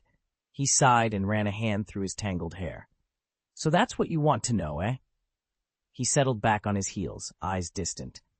I'd hoped never to revisit it, but with the chamber opened again and students attacked twice already, you deserve the truth. I didn't open the chamber, and I was wrongly accused. Lucian, Harry, and the others leaned forward as Hagrid began his story. Back in 1943, I was still a student here at Hogwarts when a traveling trader showed me an acromantula egg. I didn't know the full danger. I thought I could care for it safely, so I brought it into the castle and hatched it in secret. I named her Aragog and kept her hidden in the Forbidden Forest. I never meant any harm. He paused, voice thick with regret. But when the chamber was first opened and ghosts blamed Myrtle's death on some beast of legend, they pointed the finger at me. They said only someone who understood monsters could free it. I tried to explain, tried to tell them Aragog was my pet, that she was harmless, but no one listened. I was expelled on the spot, and my wand snapped over my knee. Silence fell over the group. Lucian glanced at Harry, whose face was pale. Finally, Harry said, "Thank you for telling us, Hagrid. We'll figure out what's really behind these attacks." Hagrid managed a small, grateful smile. "That's all I ask. Be careful. Things are stirring in the castle again, and I'd hate to see any of you get hurt." As they left Hagrid to his mole, Lucian felt a surge of resolve. If Hagrid was innocent, then someone else, or something else, had opened the chamber, and they were determined to find out who. Sometime later, the Chamber of Secrets was opened again, and a Muggle-born student named Myrtle fell victim to its horrors. Almost everyone blamed Hagrid for the attack, convinced he had unleashed the giant acromantula that killed her. Only Professor Dumbledore refused to condemn him. Thanks to Dumbledore's unwavering support, Hagrid was spared a prison sentence in Azkaban. Nevertheless, he lost his place at Hogwarts, his wand was snapped, and he was reassigned as the school's gamekeeper. Chapter 97, Passing Through a Sea of Flowers Unscathed. Harry Potter crossed his arms, his green eyes blazing. "So you're saying it was you who sent the acromantula Aragog into the Forbidden Forest?" Hagrid nodded, his huge frame slumping with resignation. After freeing him from the chamber, I found him a mate, Mozag, and they've got hundreds of young now, all deep in the forest." Lucian stepped forward. But acromantulas can't petrify people, not like that monster in the Chamber of Secrets. Hermione paced a few paces, folding her arms. Exactly. Aragog's been deep in the woods this whole time. The creature that attacked and petrified those students couldn't have been Hagrid's doing, nor could it have been Aragog. Unfair as it is, no one else will believe us without proof. Hagrid's eyes welled with tears. He glanced at the trio, Harry, Hermione, and Lucian, his face a portrait of grief and relief. I never meant no harm. They locked me up on Riddle's say-so. I'm innocent, every bit. Harry's fists unclenched. You've been wronged, Hagrid. We're going to set things right. Later, as they made their way back toward Hogwarts, sunlight filtered through blossoming trees, petals drifting like confetti around them. Lucian brushed a stray flower from Hermione's shoulder and grinned. We'll figure out how to expose the real culprit, and we'll clear your name, no matter what it takes. Hermione nodded briskly. First step, find evidence that the chamber monster isn't an acromantula. Then we show it to Professor Dumbledore. Harry looked determined. Agreed, Hagrid's done nothing wrong. Let's get to work. Together they strode toward the castle, confident that even a forest of lies couldn't keep the truth from blooming. Hermione sat forward, her brow furrowed in thought. If we can find a way to draw the creature out, she said quietly, and show that it isn't an acromantula, we'll be able to clear Hagrid's name for good. But we haven't seen any sign of it lately, Ron replied, voice edged with worry. What if it's simply gone? What if it's over? Watching them, Lucian couldn't suppress a private smile. Of course, Hermione would leap straight to solving the mystery, and of course Ron would fear they'd missed their chance. Most students at Hogwarts were too frightened even to whisper about the monster in the Chamber of Secrets, let alone hatch a plan to lure it into the open. And yet, he shared their determination. Only, he wasn't about to charge in blindly. Lucian had done his research. He was certain that the creature terrorizing the school wasn't a giant spider at all, but a basilisk, a deadly serpent spawned by dark magic, born from toad's eggs centuries ago. He even knew of the beast's one fatal weakness. If they could exploit it, they wouldn't merely prove Hagrid innocent. They'd defeat the monster once and for all. With that in mind, he folded his arms and joined the conversation, ready to reveal what he had learned. Lucian sat huddled by the fire in Diagon Alley's cozy backroom, turning over everything he'd learned about basilisks. They were gargantuan serpents with fangs dripping lethal venom and eyes imbued with petrifying magic, so powerful that even a reflected glimpse could doom its victim to a stone grave. Yet for all their power, basilisks carried a surprising weakness. The sound of a rooster's crow would rob them of their menace, often sending them fleeing, or worse, startling them to death. Voldemort knew this, which was why he'd coerced Ginny Weasley into murdering every rooster Hagrid had raised at Hogwarts. With no cockerels to challenge it, the basilisk in the Chamber of Secrets had been free to roam, petrifying students and sowing terror in the castle corridors. Lucian had more than academic interest in the creature, however. Christmas had brought him back to Diagon Alley to apprentice in wand lore. But he'd slipped out between lessons to acquire a small flock of robust roosters. Each bird now crowded contentedly in a series of inconspicuous crates that he'd enchanted with an invisible stretching charm, boxes that appeared empty to any who passed, but could comfortably hold a fully grown cockerel. His plan was simple. Should the basilisk ever threaten him, or, more importantly, Hagrid, he'd release these roosters to break its spell. Of course, Lucian had no intention of dispatching the serpent unless absolutely necessary. His primary goal was to unmask the creature to the rest of Hogwarts and clear Hagrid's name. Revealing that the monster in the chamber was a basilisk would be enough to lift suspicion from the gentle giant. And as for those enchanted crates and the curious flock inside, Lucian reassured himself no one would pry too deeply into his boxes. After all, a collection of oversized piñata boxes, or even a clutch of prized roosters, made far more sense than a secret stash of basilisk-defeating weapons. He closed his eyes, picturing the creature's baleful gaze, and, just as reassuringly, the triumphant crow of his hidden defenders. But that's a story for another day. For now, the diary remains in Harry's possession. It will be a while before Ginny realizes she's managed to switch it back, and before the basilisk makes its next appearance. Lucian's priority is mastering the Divine Edge Shadowless Curse. Time passes quickly, and before he knows it, February 14th has arrived, Valentine's Day. When Lucian steps into the great auditorium that morning, he can hardly believe his eyes. Enormous pink blossoms climb the walls, and heart-shaped confetti drifts down from the ceiling, each piece catching the light as it shifts from pale blue to blush. Noting the breathless delight on the faces of the young witches streaming in, Lucian allows himself a small, wry smile. Lockhart certainly outdid himself this year. He'd heard that witches couldn't resist a touch of romance, and this dazzling display, no matter how extravagant, proved it. Meanwhile, a few of the male students glance around with less enthusiasm, their expressions ranging from awkward to mildly horrified. Lucian shrugs. Romance isn't his thing, but if it makes everyone else happy, he won't complain. Now back to the real challenge, learning the Shadowless Curse. Harry and Ron stepped into the Great Hall and immediately recoiled at the sight of Gilderoy Lockhart in blinding pink robes. Both boys felt queasy just looking at him. At the high table, the professors gazed back with varying degrees of disdain, and Professor Snape in particular looked as though someone had just poured him a goblet of bone spirit. Once most of the students had taken their seats, Lockhart clapped his hands and announced his Valentine's Day morale-boosting scheme.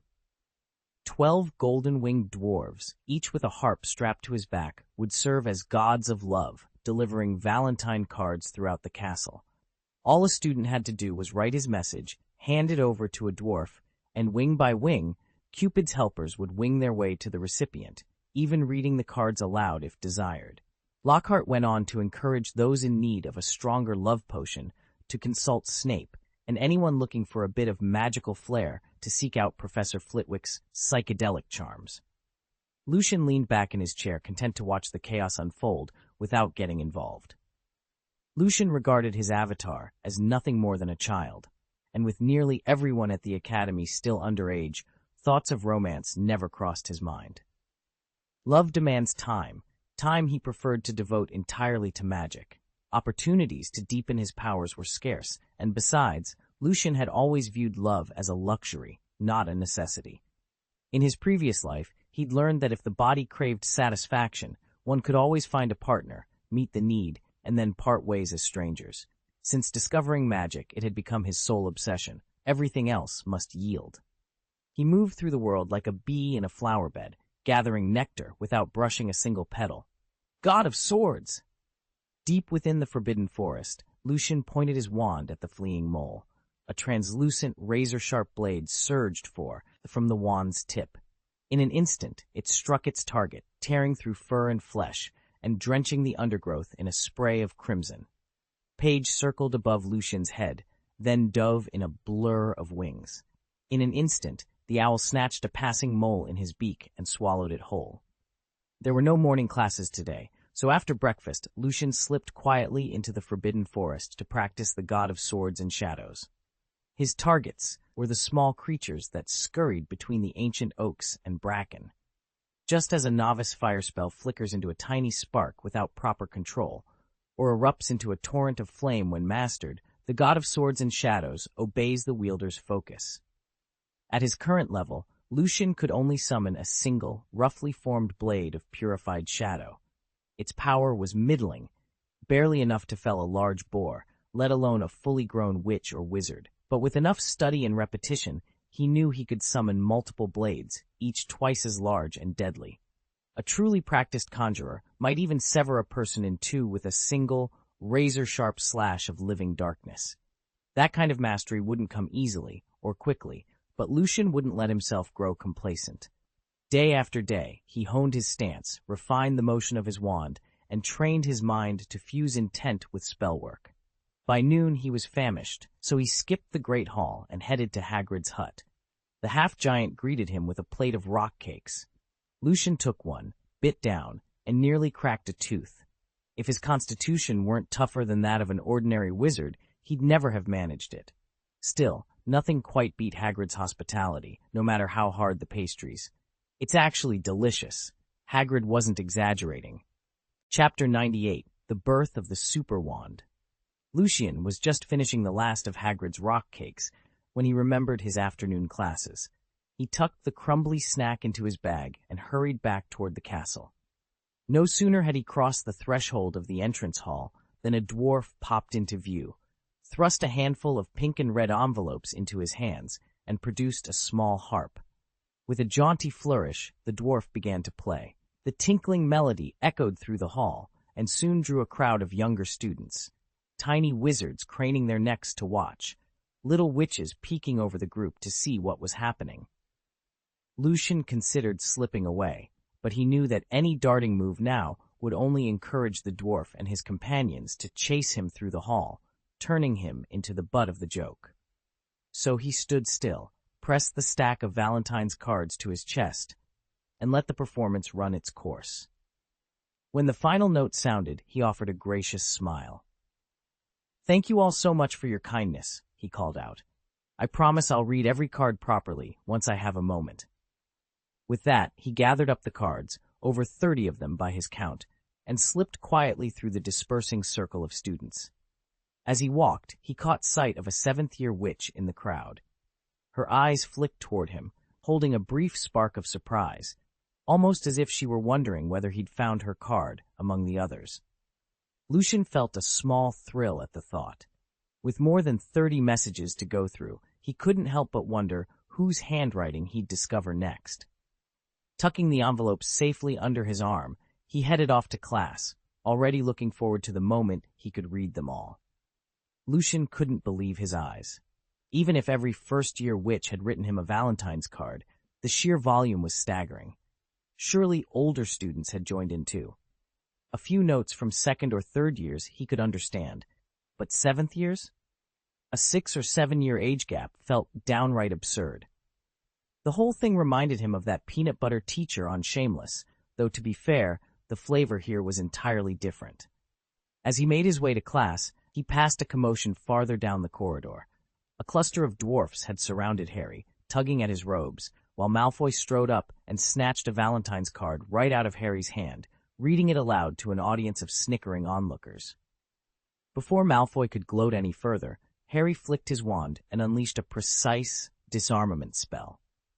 The card shot back into his grasp, and Malfoy, wand and all, went sprawling on his backside.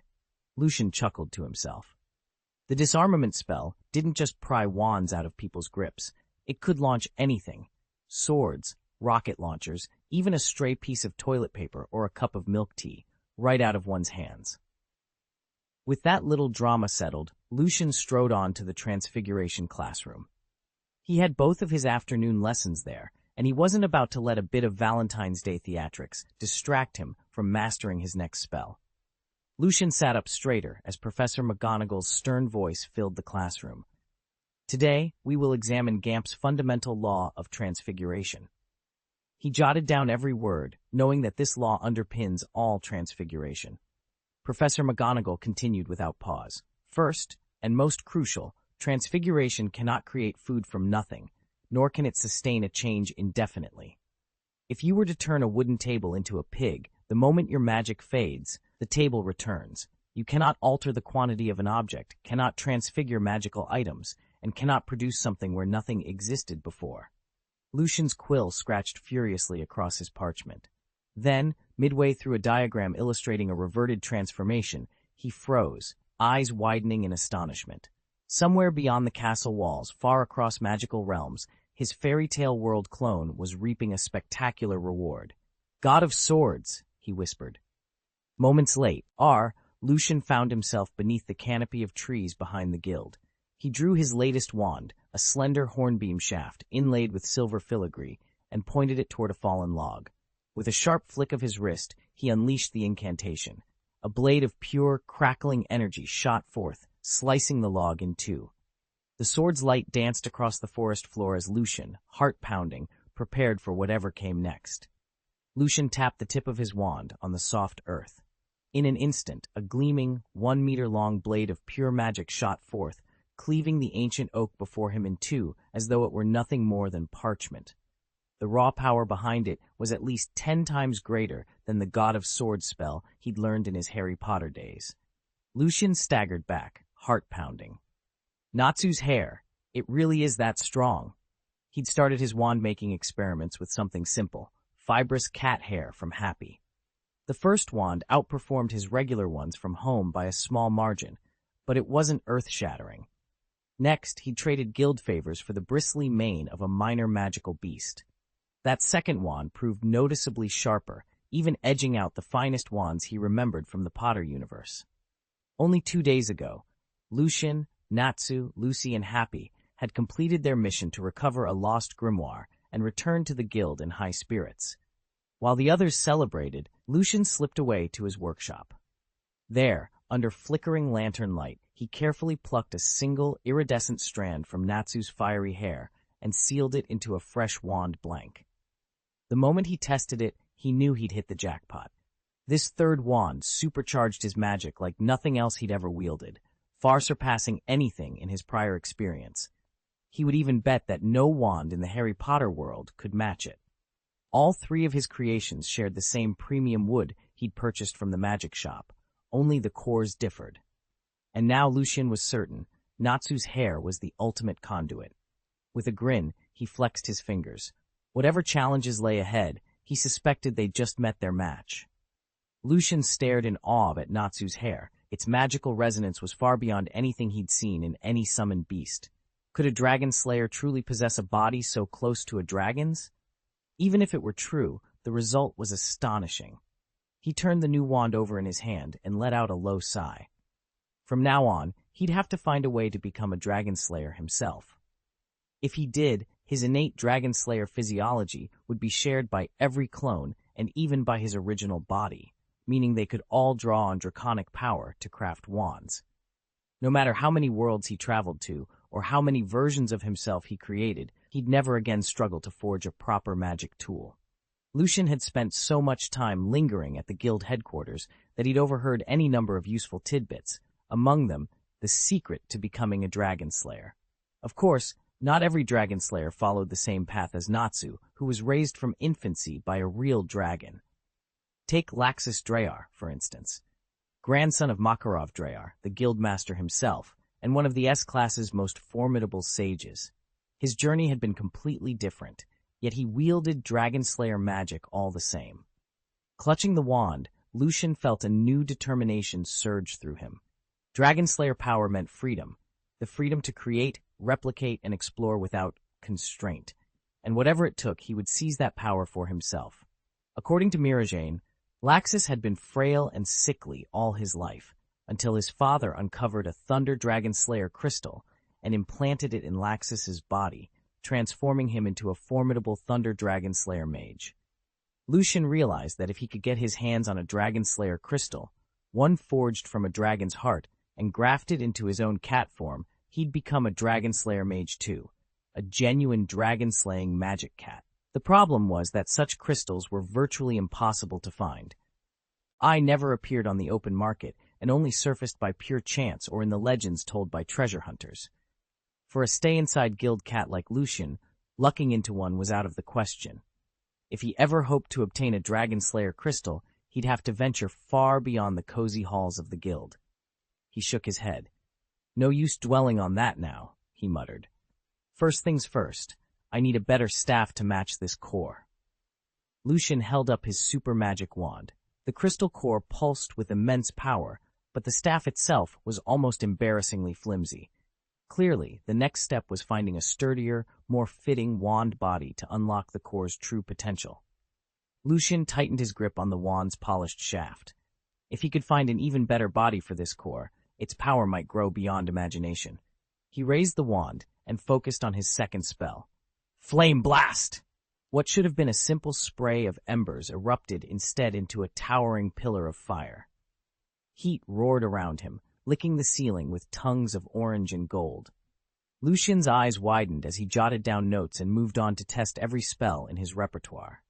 Lightning arced from the tip in vicious forks, wind spells whipped up miniature gusts, and water magic formed twisting ribbons of liquid silver, but it was the fire incantations that truly sang. Compared to his old wand, curses and black magic also surged with unexpected strength. The infamous Shadowless Curse, for example, hit with 12 times its normal force, and even his basic repair and traceless extension spells saw a 9-fold boost. Standing nearby, Natsu watched with a grin. As a true Fire Dragon Slayer wizard, he knew well that Draconic cores favored flame, but the immense jump in curse and dark power output was far stranger. That's the core's draconic synergy at work, he said, shaking his head. But curses? That high? Lucian allowed himself a small smile. The wand had bonded to him flawlessly, and so far it had shown no sign of backlash. If he could pair this core with a more suitable body, who knew what limits he might shatter? At the very least, this newfound strength would do him no harm, and could very well change the rules of magic forever. Chapter 99, Launch Announcement. I just received word that my 7th novel will go on sale tomorrow at 12 noon. I won't dwell on my struggles or bore you with unnecessary details. I want to focus on the update schedule I have planned once the book launches. At the moment the book hits the shelves, I will release 5 new chapters immediately. What matters next is our first-day orders, because those initial sales drive the recommendation system. I'm aiming for at least 1,500 orders on day 1. That goal is within reach. I have about 2,000 dedicated readers, and if each of you can grab a copy tomorrow, we'll meet it easily. Here's the promise. For every 100 first-day orders above 1,500, I will add an extra 5 chapters per day. There's no cap. If the support keeps coming, I'll keep uploading, even if it means pulling all-nighters. And if you choose to send any rewards, I'll tack on even more chapters, though that's entirely optional. After this initial update blitz, I pledge to settle into a steady pace of 3 new chapters every day. That's the plan, and I need your help to make it happen. Please place your order tomorrow at noon, and let's kick off this launch in style. I appreciate every one of you. Thank you for your support.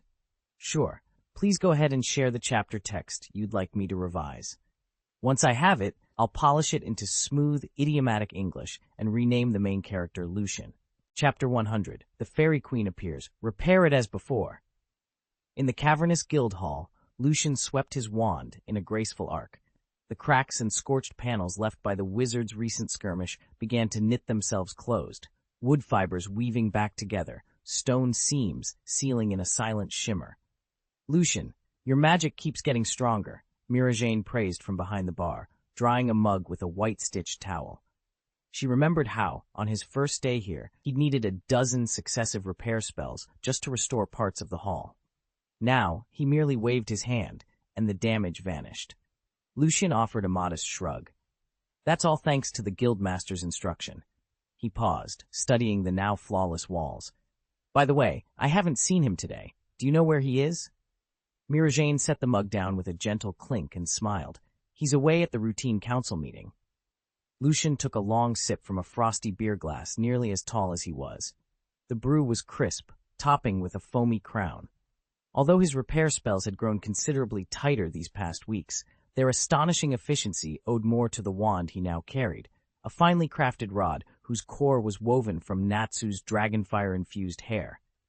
That unique talisman amplified his light magic beyond ordinary bounds. He set the glass back on its coaster with a soft thunk and allowed a note of disappointment to edge his voice. I was hoping to consult him about refining my light magic today, he admitted, leaning on the polished oak counter. Mirajane gave him a reassuring nod. He'll be back soon. In the meantime, if you want a challenge, I hear rumors that the Fairy Queen herself might be making an appearance. Lucian's eyes sparked with curiosity. The hall's warm lantern light danced in his gaze as new possibilities unfurled before him. Lucian had discovered that the guild presidents of Fiora's various regions met on a regular schedule, so-called routine meetings, to review and ratify the Magic Council's latest policies.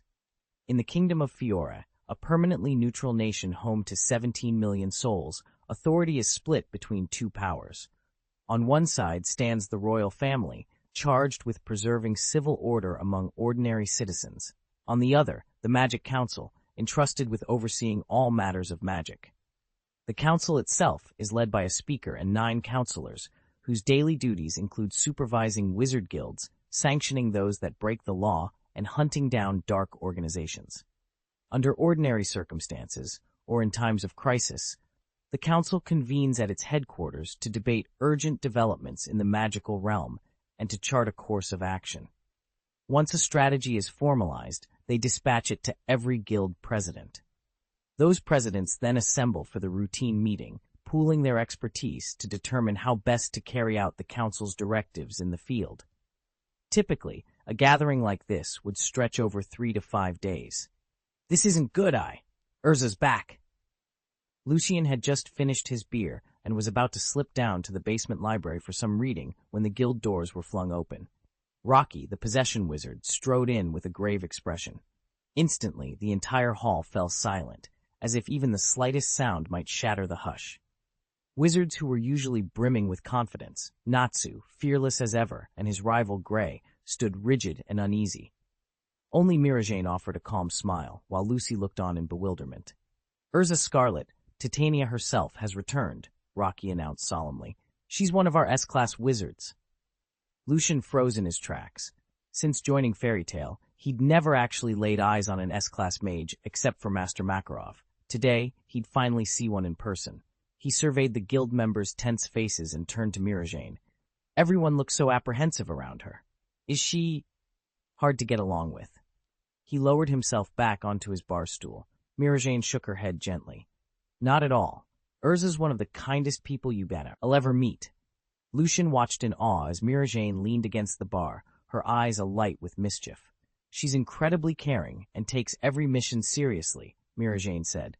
"But I heard from Natsu that Urza can kick a mountain into next week." Lucian countered, folding his arms. Just then, Lucy, who'd been listening nearby, stepped forward. "That's definitely an exaggeration. Natsu did challenge Urza once, and he was nearly beaten to a pulp. He tends to embellish." Mirajane covered her mouth to suppress a giggle. "Poor Natsu, half dead at Urza's feet." Lucy frowned in surprise. She'd fought alongside Natsu on countless missions and knew firsthand how powerful he was. If Urza could floor him so thoroughly, her reputation was well earned.